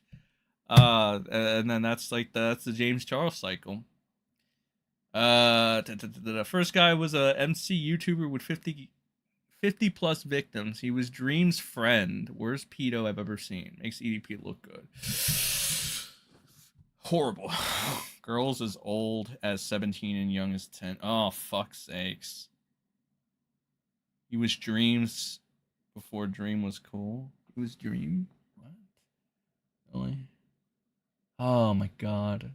Cryotic is another one that I didn't know. That just kind of slipped my mind. Holy fucking shit. I mean, technically, if you want to put Ralph on that list too. Ethan Ralph makes an appearance. Remember how Ethan Ralph groomed that 17-year-old, waited for her to turn 18, and then ate shit out of her ass? Yeah, we didn't forget about that. The Ralph Amale. That was Flamenco's mentor, the Ralph Amale. He learned You learned great, I guess. life tonight, goodbye. Since then, he hasn't answered, and I had to message his mom about all of this, which I know Mick is going to hate me for. She said she'll go upstairs, but I don't know what will happen or what's going on right now. I've legit cut her deep on my arm without even thinking, and I've just been crying. Don't harm yourself, please just calm down. Just pray. I don't pray, and think that he's okay. He isn't. I know he isn't. You know, I'm confused too when Mick says I make him happy, but then he self-harms sometimes. But I know he loves me and he regrets it. He was already mad because he missed his train, but yeah, he became violent. Now if he quits, it'll be my fault. I know he won't quit too deep, because he tried once and couldn't bear the pain, unless he fights the pain and does it. He still has a scar from months ago. He says he regrets it and never wanted to scar like that again. I hope he just calms down. As mentioned in the beginning of the conversation, following a specific threat, Lou had contacted Mick's mother, and the DMs can be seen here. And for those wondering, the conversation is in English, because Lou didn't speak Dutch fluently, and Mick's mother didn't speak French fluently. Lou initiated the conversation by saying, "Hello, it's me. Is Mick doing okay? I didn't get any news since yesterday night, and I'm really worried." Mick's mother responded that she didn't notice anything strange about his behaviour. She notes that he'd had his birthday party that Saturday, so he wasn't early out of bed that Sunday. She then notes he was quiet before going to work, but didn't think much of it. Lou then explains that she was asking because they'd had a fight prior, and he stopped responding. At a later date, the two corresponded again, stating, "Hello, excuse me, could you go check on Mick? We had a fight, and I just don't want anything bad to happen. I know he probably doesn't want me to say it, but please go check on him. He's literally told me he would end his life tonight. I'm so sorry for telling this, but I have to, because I really don't want anyone to lose him. No one does. I don't know what to do, I'm so sorry. I'm going upstairs. Alright. I'm so sorry this is happening. I don't know what to do. He probably hates me now." The conversation continued a few days later, with Lou saying, "Hello, excuse me again. Do you mind not telling Mick I sent this? He'll get mad." But he threatened to kill himself again and said I can't do anything about it. Honestly, I'm lost. What do I do? I obviously will be sad without him, but I don't know anymore. I feel trapped. I can't tell my mom either. I don't know if I should leave him or no. Obviously, if I do, I'll be sad, but I don't think it's good to stay, is it? I just hope he gets help. Waiting for her opinion. So, as this relationship went on, you were clearly very young, and he was a lot older than you. Was there any abuse or manipulation that took place revolving around, tendencies? So when I started being with him, he was very open about his depression and mental illnesses. Basically, he was if I said something that he didn't like, if I did something that he didn't like, he was gonna either give me the silent treatment or start saying really bad stuff, like he's gonna and blame me for it. He's gonna like do very bad stuff with all his razor blade or whatever. Or he would just like say one thing like, "Oh, I'm gonna kill myself," and just never speak for like hours, and I'd have to message his mom on my phone because I was very concerned and I didn't really want to have someone's death on me at all. Like at a young age, I was gonna say, but not at all, any ages.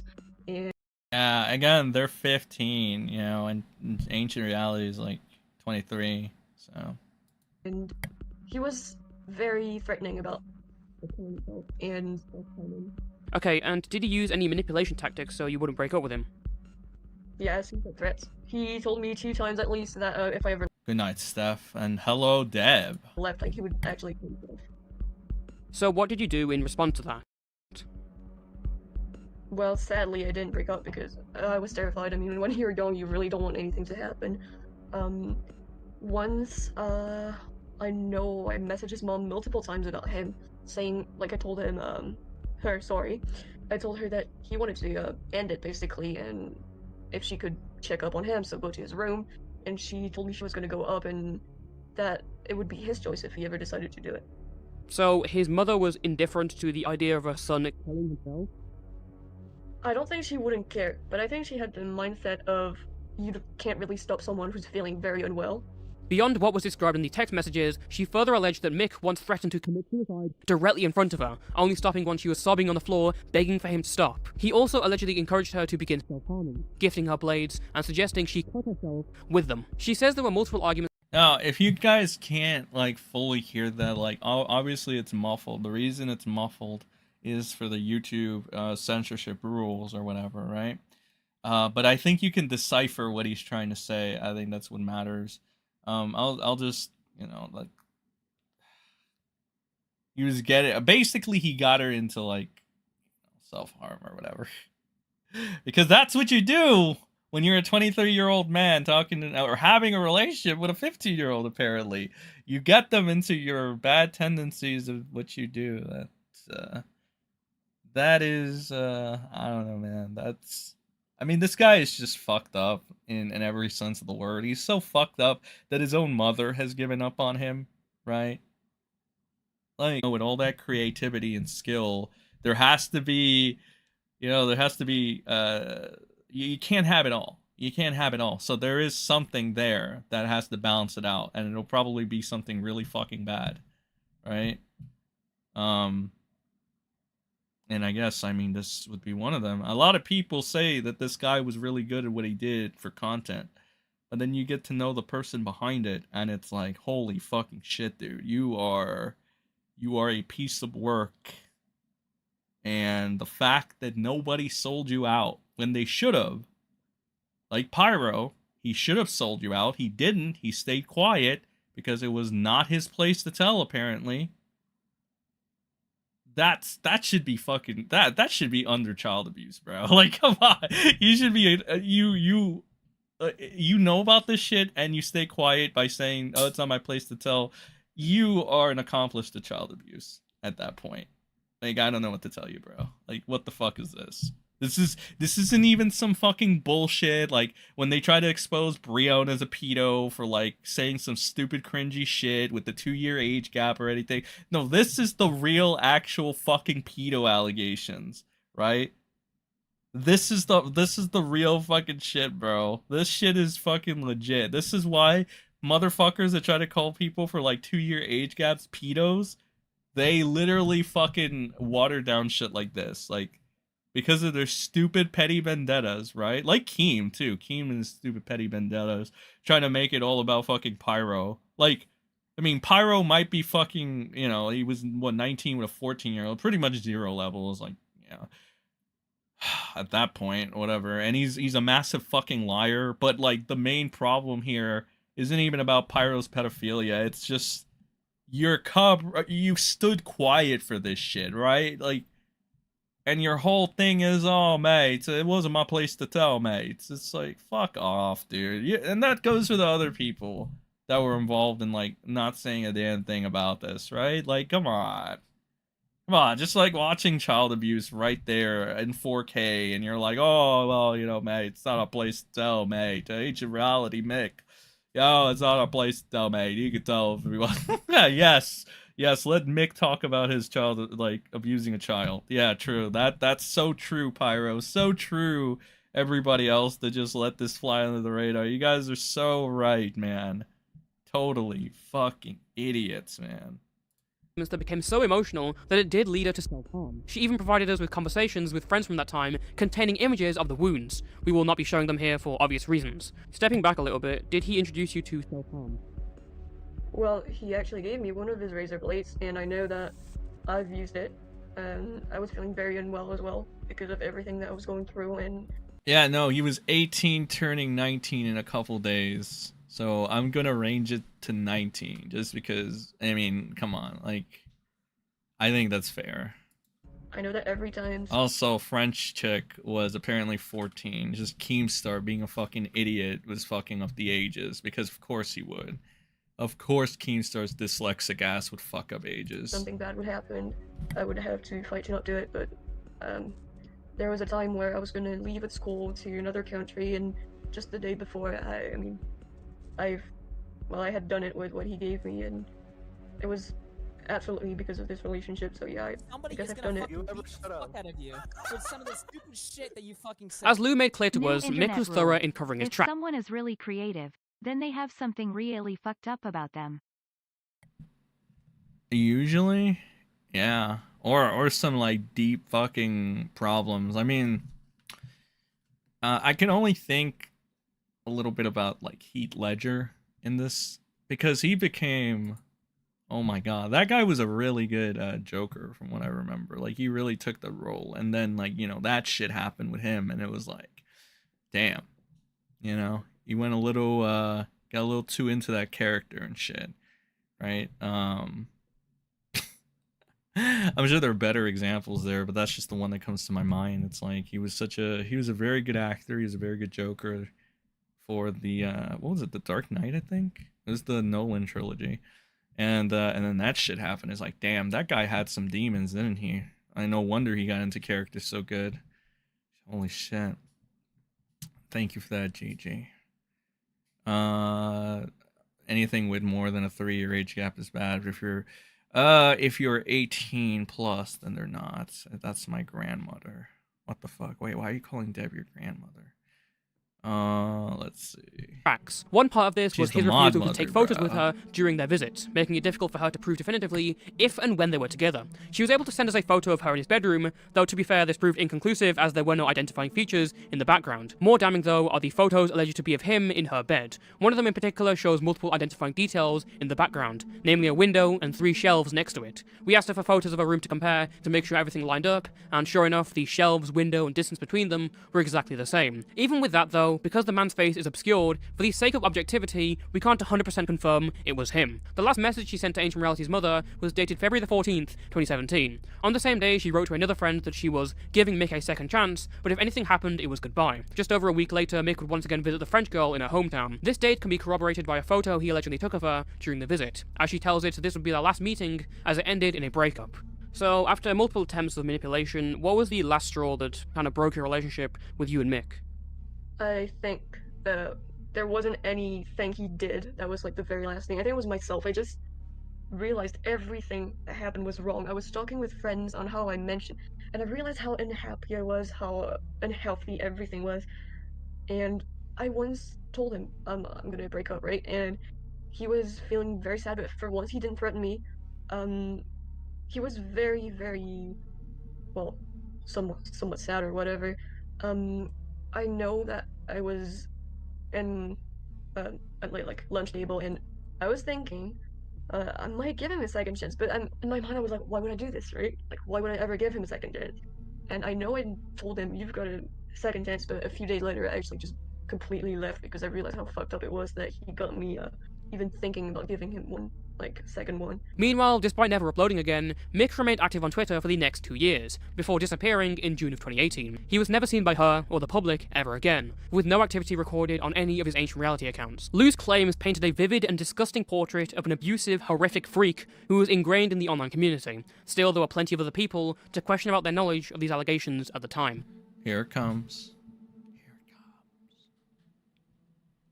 As the years went on, the montage parody community fell into obscurity, eventually becoming nothing more than a footnote of internet history. While some adapted their content to survive in the current online landscape, such as Pyrocynical, others, including Ancient Reality, along with the mystery surrounding him, were forgotten to time. Immediately upon digging into the case, new questions began to linger. Namely, why did Mick leave the internet when he did? His last tweet was a year after when Lou said they broke up, so that's clearly not what caused it. Also, how close had Mick been to his former YouTube friends, and did they know about what he had done? We attempted to answer these questions by reaching out to a number of his former associates in early January, and most either didn't respond or made it clear they wanted nothing to do with us. We did hear back from a few who wanted to either remain anonymous or speak off the record, and they had quite a few stories to share. From these chats, it's clear that Ancient Reality was viewed as talented, but fairly strange. Multiple pointed specifically to an incident in 2015 where he pleasured himself onto a minion toy and uploaded it for the world to see. It appeared there were no copies of it still available online, but we were able to recover an image proving that it did in fact exist. Those who had the misfortune of laying eyes upon the upload recalled his manhood making an appearance.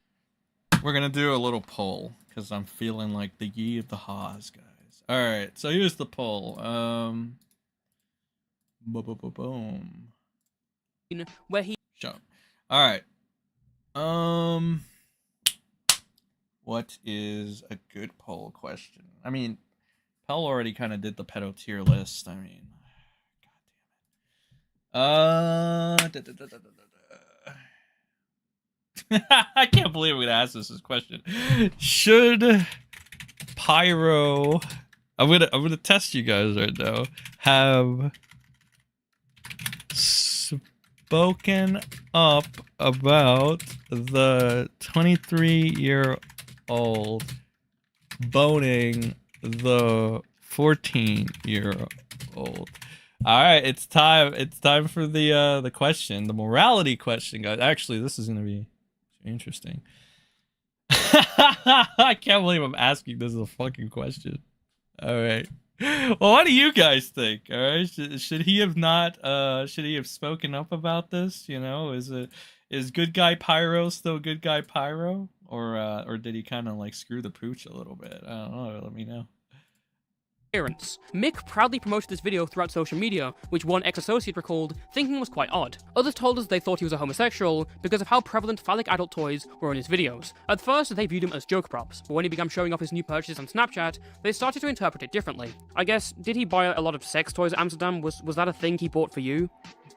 Oh no, not for me. He bought something for him, but that used to be a joke, and then he actually used it. But whatever. Alright, well, I won't get into the details of that. You don't want to know something I know. Fair enough, fair enough. Whilst this is all second-hand information, we are also able to find tweets discussing how he enjoys sodomy. The sincerity of these remain ambiguous. When he stopped online activity in 2018, many former friends just assumed he'd moved on to the next chapter of his life. It wouldn't be the first time a person had quit internet fame. He hadn't uploaded in years anyways, so as he faded from the community, they thought nothing of it. There is one extremely popular creator that we talked to that had a more in-depth and long-standing friendship with Ancient Reality. Henceforth, we will refer to him as Anonymous. He explained that, in regards to Mick, they were definitely more friendly than some acquaintances, but didn't have many personal interactions and rarely talked at length. He did remember the French girl and noticed that sometime in 2016, she seemingly vanished from their group. In early 2017, she finally reappeared to tell Anonymous that she and Mick had been in a relationship. He recalled Lou wanted to break things off, but she feared Mick would kill himself, and then discovered how much of an age gap there was between the two. A few months later, Anonymous confronted Ancient Reality about the relationship, to which he recalled Mick stating that she was a liar. Furthermore, he claimed that they only had a friendly meeting to somehow cope with his suicidal tendencies. As bizarre as this explanation seemed to us, Anonymous swears that he believed at the time, rationalized. That's like almost as bad as the whole EDP cupcake shit. It's like, why? Okay, I don't think a 23-year-old should ever be meeting a 15-year-old for any fucking reason, unless if they're like family or some shit. Right? I don't think that's like, I don't think you should be meeting minors like as a 20-year-old or over the age, right? You know, and especially for this, like, are you serious? Did people really buy this shit? Did this guy really buy this shit? Like, that's so bullshit, bro. What the fuck? That because the parents were aware of the meeting, nothing inappropriate could have occurred. However, as Lou explained to us, all parents involved were lied to. Despite the claims of serious wrongdoing, Anonymous stayed on good terms with Mick, remaining unaware of the relationship's true nature until recently. Even though Anonymous was helpful, the person that we were most interested in talking to about the reason fucking Ancient Reality is like a grandmaster pedophile too is because he makes things like lies, right? He starts it out like he lies to the parents, he lies about their age, he lies to their parents, he lies to his parents, right? So he makes it so that, oh, well, you know, even if we get caught, you know, we can lean on something. It's like he plans this shit out. He is malicious, not only because of the whole, like, you know, you're dumping all this shit on a 15-year-old thing, or the fact that you're boning a 14-year-old because, I don't know, I guess that gets you off or some shit, I don't know. Not only that, but it's like, like, what the fuck? He's just plotting, malicious, calculating. There you go. our investigation was Pyrocynical. So, Niall Pyrocynical knew that you were in a relationship with Mick, and he knew the age difference? Here it comes. Well, yeah. Did he try to, like, help and contact anyone? I don't think so. Okay, so did he try to, like, help you in any way?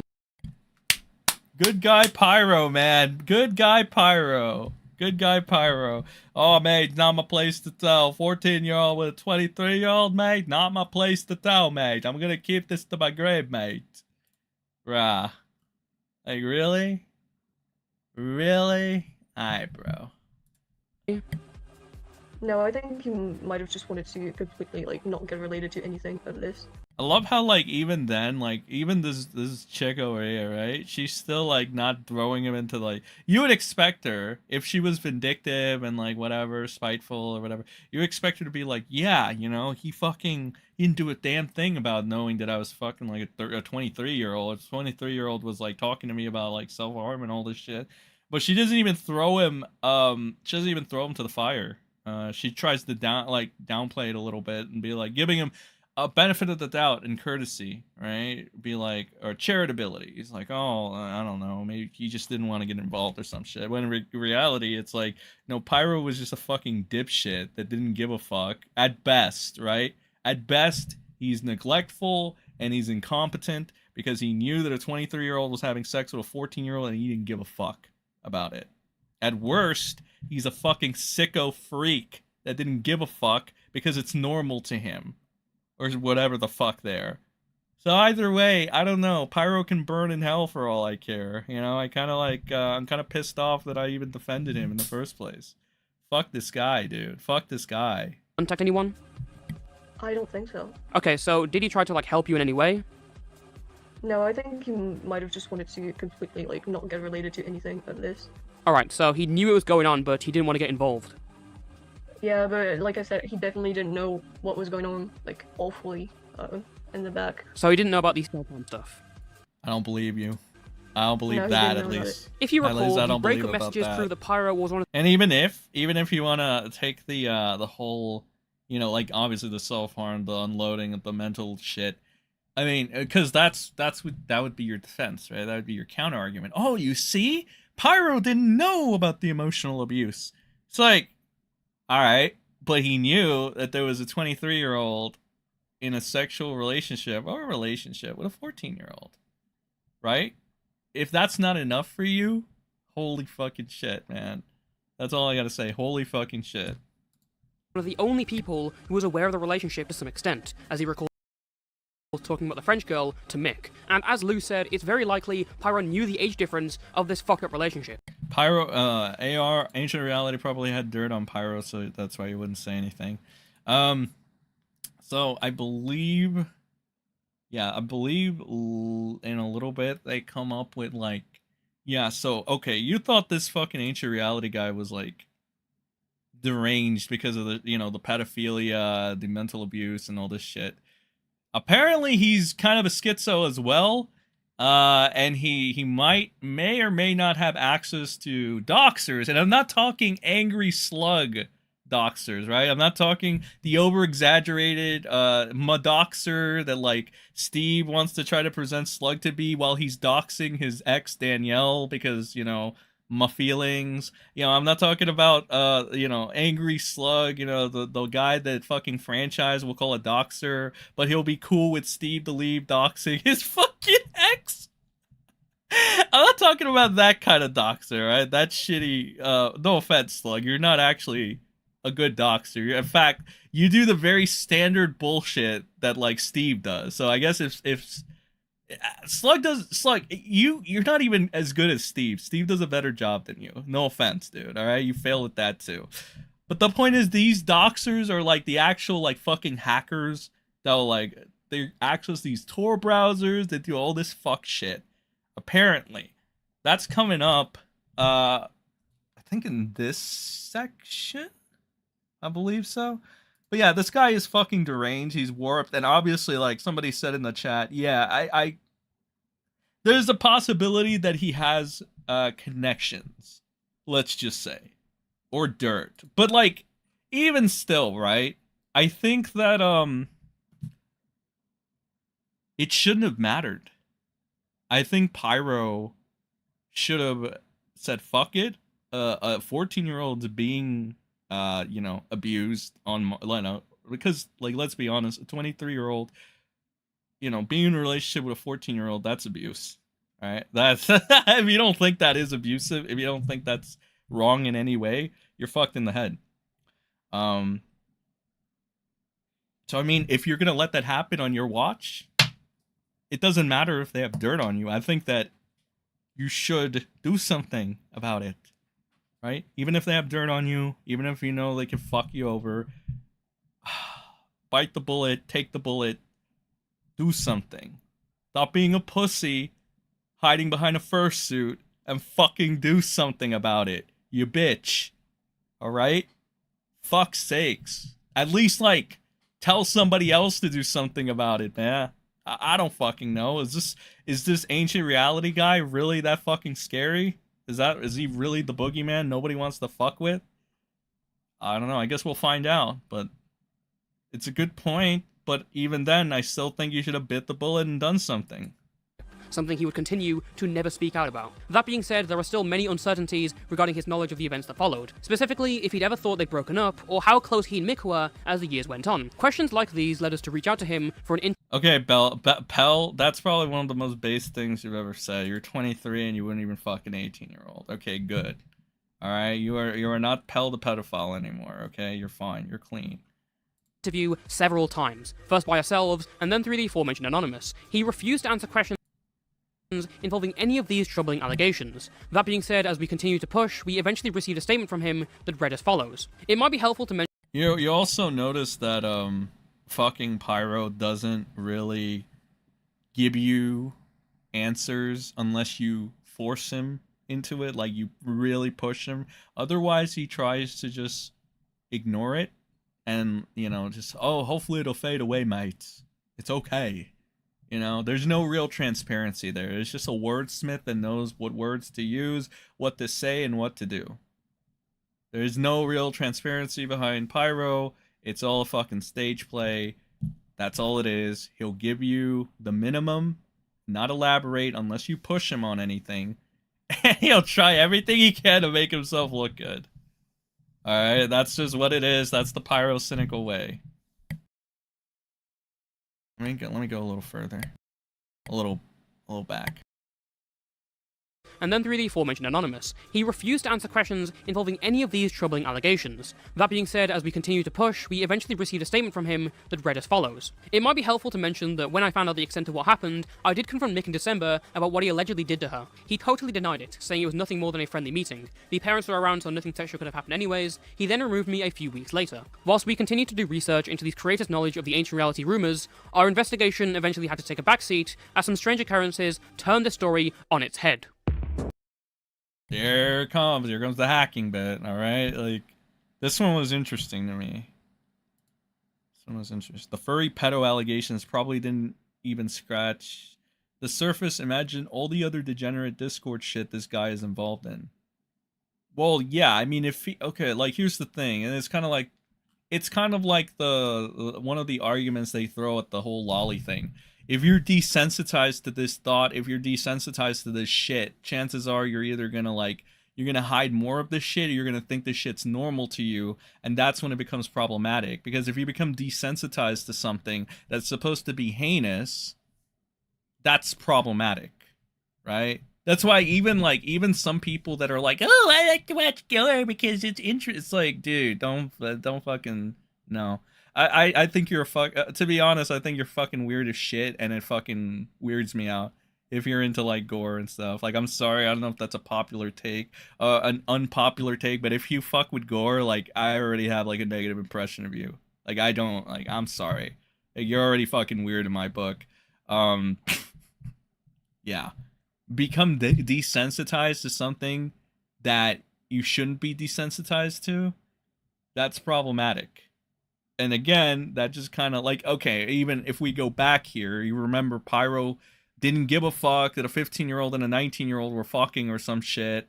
All right, that's already like dicey kind of territory. And then it just becomes, then after that, it's like, oh, man, 23-year-old with a 14-year-old. Well, I already let a 15-year-old and a 19-year-old fuck, so what do I care? You know, it's this whole desensitizing bullshit. And then it just becomes worse and worse and worse. And it doesn't get better, it just becomes worse. As word began to spread around that Keemstar was looking into the French girl allegations in 2020, along with us reaching out to Ancient Reality's former associates, it appeared that this investigation was progressing in a typical fashion. That was until evidence began to disappear. Conveniently, only a few days after Keem began hinting at a French girl interview, Ancient Reality would break 3 years of inactivity on his YouTube account to remove over 1 million views worth of videos on his channel. He also deleted a tweet showing off his tattoo that same day. On January the 14th, 2021, all of these social media accounts associated with Ancient Reality were deleted. Only the YouTube channel remained. This included his Twitter, Twitch, SoundCloud, Facebook fan page, and even Reddit profile, which indicated the comments had been manually removed. Interestingly enough, he also privated a video criticizing Drama Alert from half a decade ago. Years of inactivity was interrupted just as people started to talk about the French girl story again, even though not a single person in the public had brought up his name in their discussions. Lucky for us, almost all of the evidence he'd attempted to delete we'd already archived, including his entire catalogue of videos. If this activity wasn't strange enough, only 2 days after the Ancient Reality mass deletion, we received a message from Lou stating that someone had attempted to hack into her email and successfully compromised her current Twitter account. Immediately, we jumped into a voice call with her and helped submit a support ticket, and thankfully her accounts were returned, as the behaviour was quickly recognised as suspicious. With control regained, Lou was now able to look through the access history of her account. As it turns out, the first recorded attempt to hack in was on December the 19th, 2020, linked to someone using a Tor-based VPN. This was the day after Keemstar first announced he'd be reinvestigating the French girl allegations. She didn't notice it at the time, but this person would attempt to break into that email nearly every day for the next month. To access her account, the intruder spoofed their location to appear as if they were in France, then attempted to change the recovery address to a temporary email service. No new tweets were published when the account was compromised, and upon regaining control, she found no messages had been sent either. In fact, the only Oh yeah, Dev, I went over that actually at the beginning. So yeah, that is not Redsky. No, I said this is Ancient Reality. He's a YouTuber from back in the early Pyro days, and that's what he used to use as a as a profile photo. Funny enough, I mean, bad for Redsky though, because who could have thought that, like, you know, his avatar would be used by a pedo. You know, fucking crazy. I think that's a big bad. That's another thing that this fucking pedo did. The recorded activity on the entire account was that the person had visited Keemstar's profile, likely to check their message history. So you didn't go to Keemstar's page last week. They hacked the account. Yeah. They went to Keemstar. Bro. Can you go to his page, I guess? They were looking for DMs from Keemstar. Which is completely empty because I deleted them anyway. It's unknown who got into their account, and because of how it was done, we may never know the truth. As mentioned before, they had a Tor-based VPN, which doesn't keep logs of its customers for increased security, and the temporary email service deleted its inbox 2 days after registration. In addition to the suspicious timing of events, Lou's email address wasn't public. The culprit needed to know both who she was and her personal information within the day of renewed interest for them to pull this off. The person was also dedicated enough to attempt over and over to gain access for an entire month. The same day that this hacker was finally able to get into her Twitter account, another 1.4 million views worth of videos was privated on the Ancient Reality channel. Finally, as we were starting to work and word started getting out, an associate of mine received a text on his phone from Twitter with an authentication code, making it clear that someone was trying to break in. When checking his account to see if he could glean any information about this attempted hacking, in the logs he could see that it had been carried out by someone identified as being from the Netherlands, which coincidentally is also where Ancient Reality is located. We have kept track of all suspicious activity to provide to the proper authorities. 2 days after the French girl was hacked, we resumed our efforts in speaking to ex-associates of Mick. One of these was former MLG YouTuber Cyrenek. Not expecting much, he was contacted as almost a kind of shot in the dark. After a bit of small talk, we asked if he remembered anything strange or memorable about Ancient Reality. He started by mentioning points we already knew, such as his work with Filthy Frank or the Minion incident, but then the former associate offhandedly referenced something that really caught us off guard. As stated before, we believe Mick's last public activity had occurred 2 years ago in June of 2018. Well, in speaking with Cyrenek, he let it slip that Mick had made another channel with a fair amount of success, but that the new account's Twitter page now appeared to be deleted. This led us to inform him that we were actually interested in Mick because of serious allegations against him. Shortly thereafter, he ghosted us without telling us the name of AR's new channel. Becoming frustrated with Cyrenek's lack of cooperation, we asked our anonymous source if he was aware of the account. While having vague recollections of its existence, he didn't remember the name, only recalling that it consisted primarily of 4chan memes, such as Pepe the Frog and Wojak. With this limited information, we began going through all of Cyrenek's subscriptions to find channels involving Pepe memes that also had deleted Twitter accounts. After sifting through hundreds of pages, we were left in shock when we found the account that matched our criteria. To make sure our eyes weren't fooling us, we sent the channel to Anonymous to confirm it was Mick's secret project, to which he immediately confirmed that it was the channel in question. It appeared that Ancient Reality had not left YouTube as most thought, but instead started running an even bigger account, as he was now the infamous Prince of Zimbabwe. To those unaware, this controversial meme account had a noticeable impact on internet culture, popularizing animated Wojak cartoons for the documentary That Feeling When No Girlfriend, a film about incel culture. Still wanting to confirm without a doubt that Mick and the Prince of Zimbabwe were the same person, we began searching for anything related to the deleted Twitter account. We quickly stumbled upon an archive link dated February 14th, 2019, showing the Prince of Zimbabwe tweeting out an image of their computer setup. Sifting through old Ancient Reality videos, we found a scene showcasing Mick in his room. We began to compare both workstations, and from a first glance they do look similar, as they share details like the table and window in the back. But that's hardly enough to conclude it's the same location. We next noticed that Mick uses a League of Legends SteelSeries black logo mouse, and guess what? The same mouse appears in Prince of Zimbabwe's photo. Whilst the trio of monitors we can see in Zimbabwe's photo shows that the 3 lower screens match up with Mick's,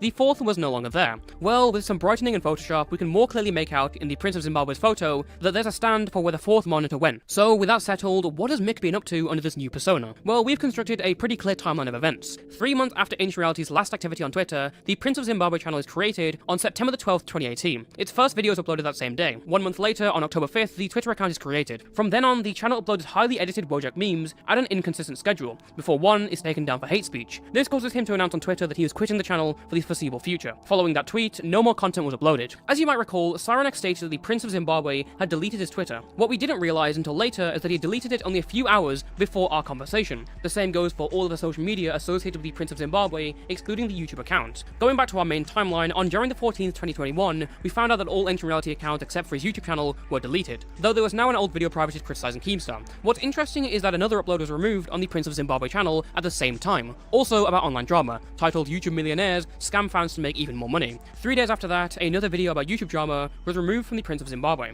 this time with Keem even making an appearance. Around the same time, someone also submitted an anonymous tip, saying that Mick ran another alternate channel by the name of Tender Tomato. This channel, with over 200,000 subscribers, primarily made content focused on among— You know what's crazy to me too, and this is like a side note, this pedo has like multiple channels that have over 100k. How fucking crazy is that? Like, this legit fucking pedophile, Ancient Reality, right? This guy who wants to, well, not even wants to, actually had sex with a 14-year-old when he was 23, right? This dude has like multiple channels that have 100k. That's fucking crazy, dude. Like, a pedophile can do it, guys. What's your excuse? That's fucking terrible, bro. us. However, it started out posting the same Pepe and Wojak memes that Mick had been posting. I also want to point out how fucking this just goes to show how stupid people. Again, I know people hate me saying this because feelings, but like how stupid people are, how unaware of the situation they can be. They're just consuming a pedophile's content without like even knowing. Now, okay, granted, that might not be their fault, but even still, it's like, that's crazy, dude. It's amazing that like a pedo could just hide in plain sight with a little fucking rebranding, I guess, right? Or a new fucking channel and just some low budget kind of like Pepe memes, right? That's all it takes, I guess. That's all it takes on the internet, is some low budget Pepe memes, a little fancy editing for you to get away with, like, you know, the most heinous shit ever, or just hide from it. On the Prince of Zimbabwe channel. Whilst it might seem confusing at first as to why Mick would even migrate to another account just to post the same things, you've got to remember that Prince of Zimbabwe was so influential and impactful on the YouTube scene that it started being listed in reports of alt-right YouTube channels. So it makes— Wait a minute, I want to see that. I want to see that fucking list. migrate to another account just to post the same things, you've got to remember that Prince of Zimbabwe was so influential and impactful on the YouTube scene that it started being listed— Okay, so apparently top 16 YouTube channels with the most views per each community and for controls. Apparently this is some alt-right shit, or what they were trying to post.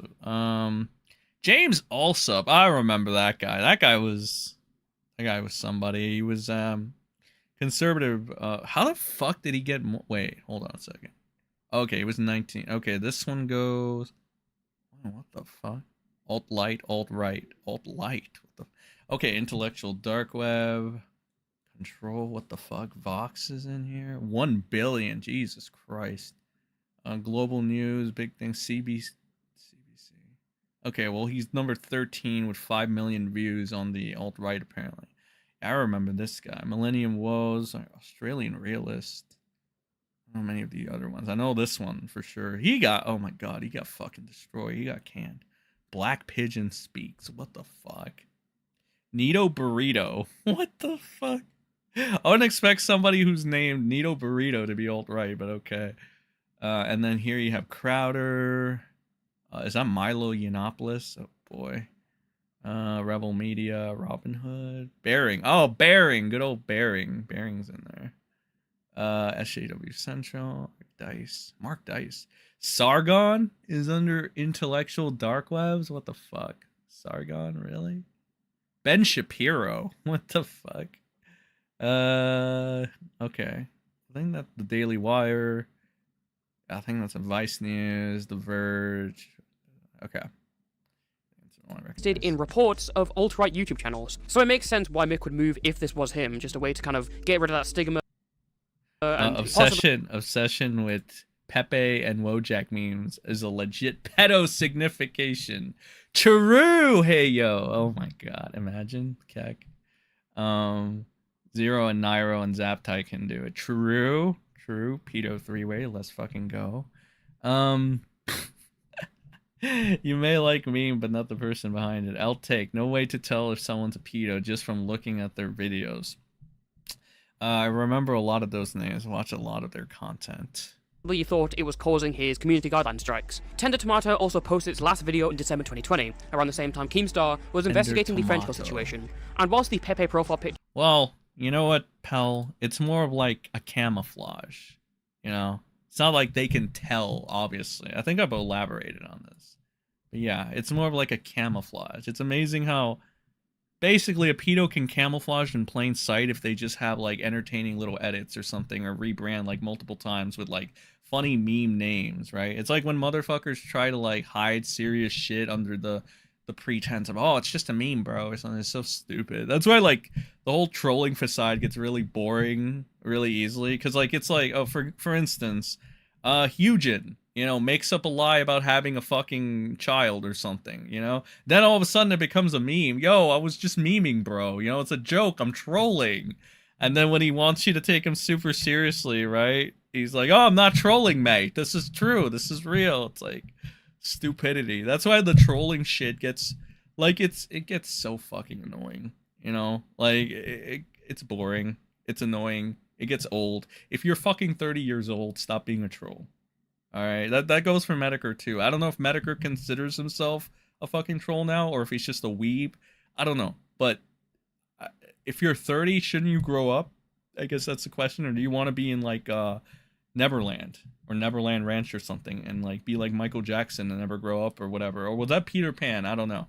Give me one or the other. The editing style and the level of production all aligned with that of Mick's other projects, this can ultimately only be chalked down as speculation. On January the 18th, 2021, Mick would private 2 more videos, which was the last activity so far on the Ancient Reality channel. The first was the previously mentioned You Wouldn't Steal a Meme, where we found proof of his visits to Amsterdam's red light district. The second one was titled For Those Who Have an Opinion, which we assume was put on private because it prominently features his face. This scorched earth approach basically meant we had no way to reach out to Mick for comment in relation to anything covered in this video. We did find a Steam account in which he changed his name to some Chinese symbols, and we assume he probably doesn't want to delete the account, as there's probably a lot of video games purchased through the platform. We sent a friend request, but so far, it's been ignored.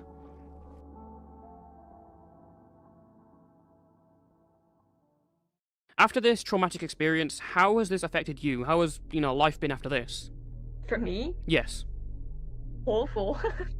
I mean, I've legit went to a mental hospital because I ended up having severe anxiety disorders. And, well, I've had to tell this story about I thought MJ was Peter Pan. He's not? Oh my god. I don't know, Dev. Is he? Is he? 10 people, or even more, honestly. Let's say 20 people for a few weeks, and I couldn't live for a few years because my anxiety was so bad I could barely breathe every day. So it was very, very bad, and it took me a while to get healthier mentally and physically as well. It's sad to think that the dark side of Ancient Reality could have been aired out so much earlier, because when we talked to the victims, they were incredibly helpful, immediately telling us their stories. Yet it was those who created a lie and made a girl into a punchline who later refused to answer questions on what they knew and when they knew it. However, regardless of any preconceived bias that you had upon sight in this video, I hope it's clear by this point that the abuse suffered by these victims transcend any of the petty internet beefs that underlie them. We started out with Pyro implying the French girl didn't exist, and ended up pulling a thread that led us to unravel the dark underbelly of the commentary community. The evidence provided strongly suggested that Ancient Reality was one of the most disgusting, deplorable, and abusive people this platform has ever housed, and the fact he was able to move away from this and still have a positive reputation, get another channel, is fucking disgusting. And it feels incredibly disappointing to know that members of the commentary community shut our investigation off. As seen from the deleting of videos and the possible attempts to hack, Ancient Reality is still possibly an active and dangerous individual, and it seems like he will go to any lengths to stop the releasing of information about his actions. This means that this video will put me on his radar, and if something does happen to me or this channel, then thank you all for the support. I'm grateful to have had a platform where I could talk about these kind of things in the first place. Finally, I want to give a huge thanks to Bernie and everyone else who helped in the investigation. Yeah, that's another thing. Potentially. Okay, this isn't obviously like, there might be a problem. I don't know what it is. I mean, he could hack, he could do something. Well, I don't know. It's problematic. Channels could be taken down, ladies and gentlemen. I don't know. I actually don't know how crazy this guy is. I would think you have to be pretty fucking crazy to be 23 and be fucking with a 14-year-old, right? There's no speculation about him being 23 fucking a 14-year-old though, Dev. I know you came in late, but no, that is confirmed, and he did do that. And if that's the case, I mean, I don't know. That's pretty cut and dry, That is pretty fucking cut and dry. That statement alone, that there was like a 23-year-old doing that, I don't know. I'm not gonna rush to poke holes into anything that if you have that and it's concrete, holy fucking shit, that's enough. That's enough. It's over. Oh, and as for Pyro knowing, I mean, he did know. And he just covered it up, and he just stayed fucking quiet about this whole thing. I don't know if Keemstar knew about this. If Keemstar knew about this, well, you already know what I think about Killer Keem. You know what a lot of people think about Killer Keem. And I think I know what Killer Keem thinks about himself. There it is. I wasn't actually involved until recently, and I've just been telling the story from his perspective for the sake of simplicity, but regardless, his work, the work of everyone else towards the situation has just been unparalleled. Do you have any like final thoughts and advice just based on your experience with the online community? Honestly, just live your life outside of the internet. Just enjoy it. Don't idolize people who you really don't know anything of. And be very, very careful, because that could actually affect your life for a few years if something happens. And these people know how to hide, so yeah, just being careful is That what you should clock be. keep ticking like Until a next time, metronome. stay safe. That clock keep ticking like a metronome. Oh, it let me go. It's just a lot of his narrative is inserted. Keem really fucked up that French girl thing. Yeah, they kind of covered that at the very beginning. Everybody kind of like admitted that. I mean, everybody did, right? Diorio brought that up at the beginning. Like, he went over this on Twitch. I brought that up. This guy brought it up. Everybody has acknowledged that Keem botched it. Obviously. But, like, Keem wasn't the only one.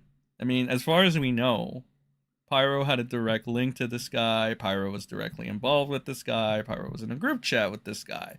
Pyro knew about this guy doing this shit with this chick. Again, and I said this at the beginning, too. I don't know if you were here. But you can say what you want about Keem and, you know, whatnot.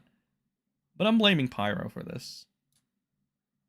Because I don't think any person that's going to be like, for two reasons. One, the 15-19 age gap that he stayed quiet about with that other person.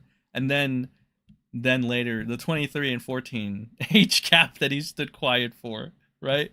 While, like, I guess leaving the chick of 2 weeks or whatever. And then Pyro playing semantics with what is and isn't a relationship. So they're breaking up, but according to Pyro, they weren't in a legitimate relationship because they haven't had sex. That's bullshit. That's retarded. That's idiotic. That's stupid. That's bullshit. That's bullshittery in the highest degree. Fucking Pyrocynical is a con artist. He's always been a con artist. There are a lot of con artists in the world, right? I went through this already. Very beginning. And that's just how it is. He's just good at his words. That doesn't mean he's right. It means he's good at manipulating a lot of people to thinking what he's saying is right. And I mean, some people like Seed Rogan will just blatantly believe it. But then again, we're talking about a guy that will blatantly believe that Mr. Girl has no sexual desire for children, even though Mr. Girl has shown that he does and has said it multiple times. So some people, I guess, will just live in fucking delusion. You also have people like Maya live in fucking delusion, make up new stories in their head about how they're a victim, even though they were the one that choked the shit out of Repsion. Delusion. Delusion is the name of the game. Delusion is what these people live in. Alright? And I'm not playing with that anymore. The lore has gone deeper. What just happened? So much. It's fine. It's fine, Dev. Yeah, I noticed you were late. Dev, you failed me because you were late. You were like 30 minutes late, I think. 30 minutes or so. I don't know. But yeah, I pretty much went over that. I was thinking of making like I guess like an individual video covering this, but I'm not sure. I'm not sure yet. I wanted to get the live stream on YouTube though, because it is YouTube. So Keem was told about ancient reality during the French girl interview, but nobody could really do anything about it because nobody knew ancient reality's true identity. Okay, so basically from what I see it then with that information, and it kind of checks out, Keem Keem still wanted to be a petty bitch and move the shit back to Pyro to finish his beef so that he can, you know, get it, because that makes sense. That is a Keemstar thing to do. Meanwhile, everybody was scrambling to figure out and put the pieces together for this shit. Like, the pieces were there, they just needed to put the puzzle together, right?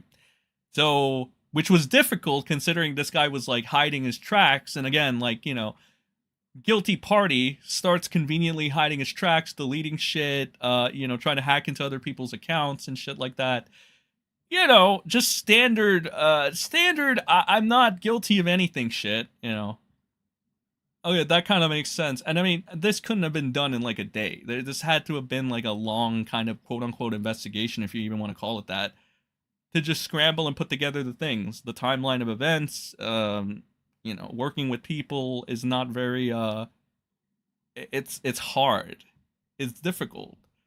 You know, getting the accounts together, forming a timeline of, yeah, it's not easy. And especially when you're dealing with somebody like this guy, who is obviously a piece of work, who obviously, like, let's be honest, probably had dirt and connections.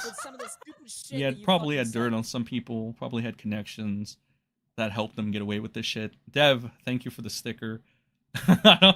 Is that, what is that? Is that a dog? Or is that a, what kind of animal is that? Is it a cat? Is it a raccoon? I don't know what it is. What is it doing? Yeah, I wish I knew. I think Pyro and Keem should have worked together and exposed the ancient reality. Probably.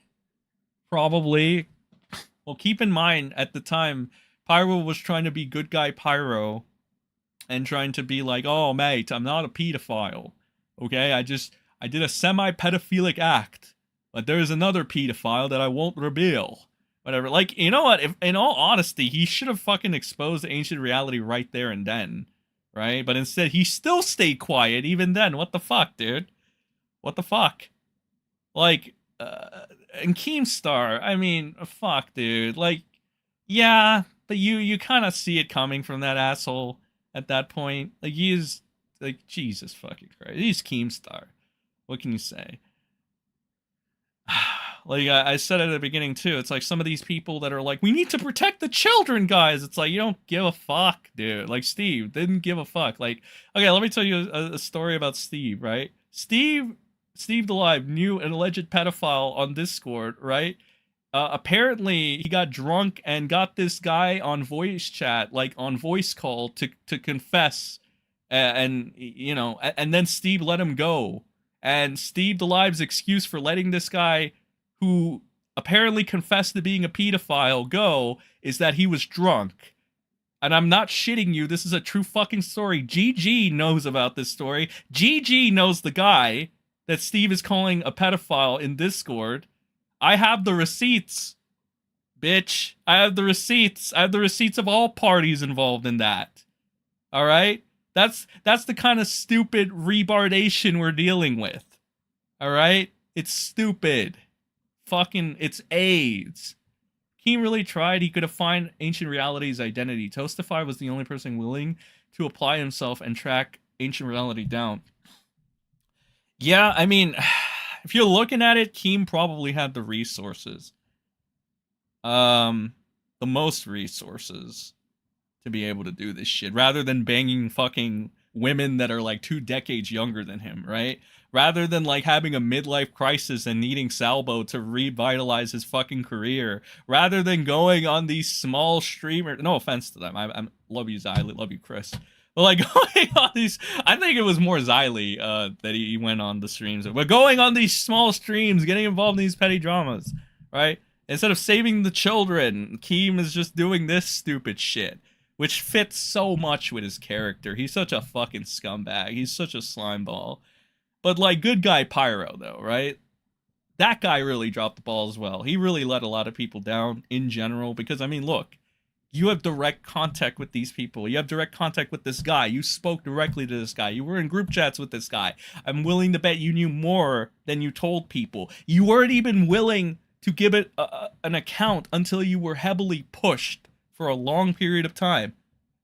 So it's like you're not an honest guy. You're not a reliable narrator. You're not a good person overall. You're not the good person that people want to say you are and that you want to present yourself as. I have files on top of files myself, okay? There's a reason Steve blocks and runs now. There's a reason Steve blocks and runs. Okay? Never forget that. And yes, that is crazy though, right? Think about it. This is Steve the Live cares about pedo so much, pedo hunting, right? James Soroka bad. Oh, I'm gonna let this pedophile go on Discord because I was drunk. Fuck you, you dumb pussy. Fuck you and fuck whoever supports you. Fuck all of you lot. Alright? Fuck that shit. Fuck you guys. Fuck you. Fuck your lies. Fuck the bullshit. Done. Fucking done with this shit. Fucking ridiculous. For fucking months, dude. Almost a year putting up with this fucking ridiculous bullshit. Stupid. Stupid shit. Someday, yeah, I don't know, tell me about it. In doses, though, in doses. You know, whenever it needs to happen. Files on top of files. I'll say this. Keemstar is a dirtbag and a piece of shit, but sometimes he had some pretty good quotes. Alright? If Keem can dox Clown, he can also dox Ancient Reality. That's another good point. That is another good point. And, like, again, you know, people want to act like... Look, people want to act like they have such an issue with doxing. It's not the issue with doxing that you have. It's, like, the context in which it is, right? Because, motherfuckers, do you know how many times Keem has doxed people? Like, Keemstar is the OG commentary doxer. Like, straight up, bro. Like, what the fuck? What are you talking about? It's just like, he's Keemstar. So, like, you know, that's all. That's all, folks. Yeah, like, Keemstar is the OG commentary doxer.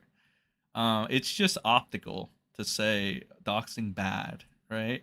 It is. It is. It's like, for example, like, Franchise keeps crying about doxing. He's, like, rubbing elbows with Steve, who doxed his own fucking ex! Because he got mad at her. Right? Franchise will call an 18-year-old talking to a 20-year-old a pedophile, right?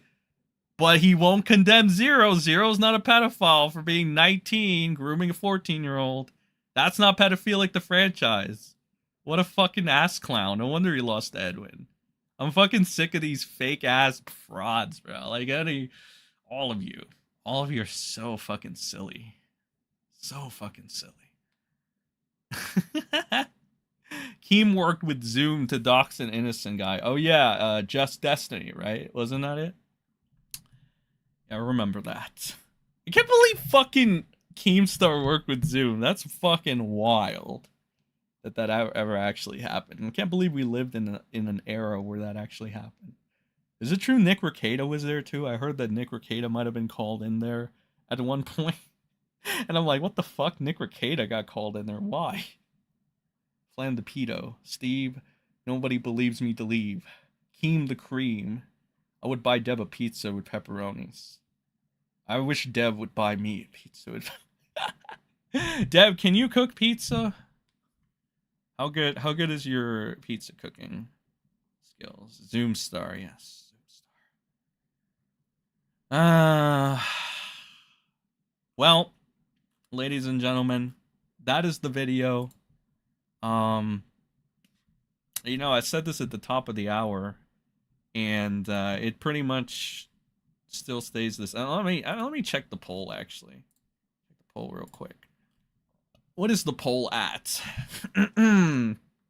So, should Pyro have spoken up about the 23-year-old? 93% of you guys say yes, and 7% of you. I'm gonna imagine that's like one person said no, which is interesting, and that's fine because at least 93% of you have the right idea in mind.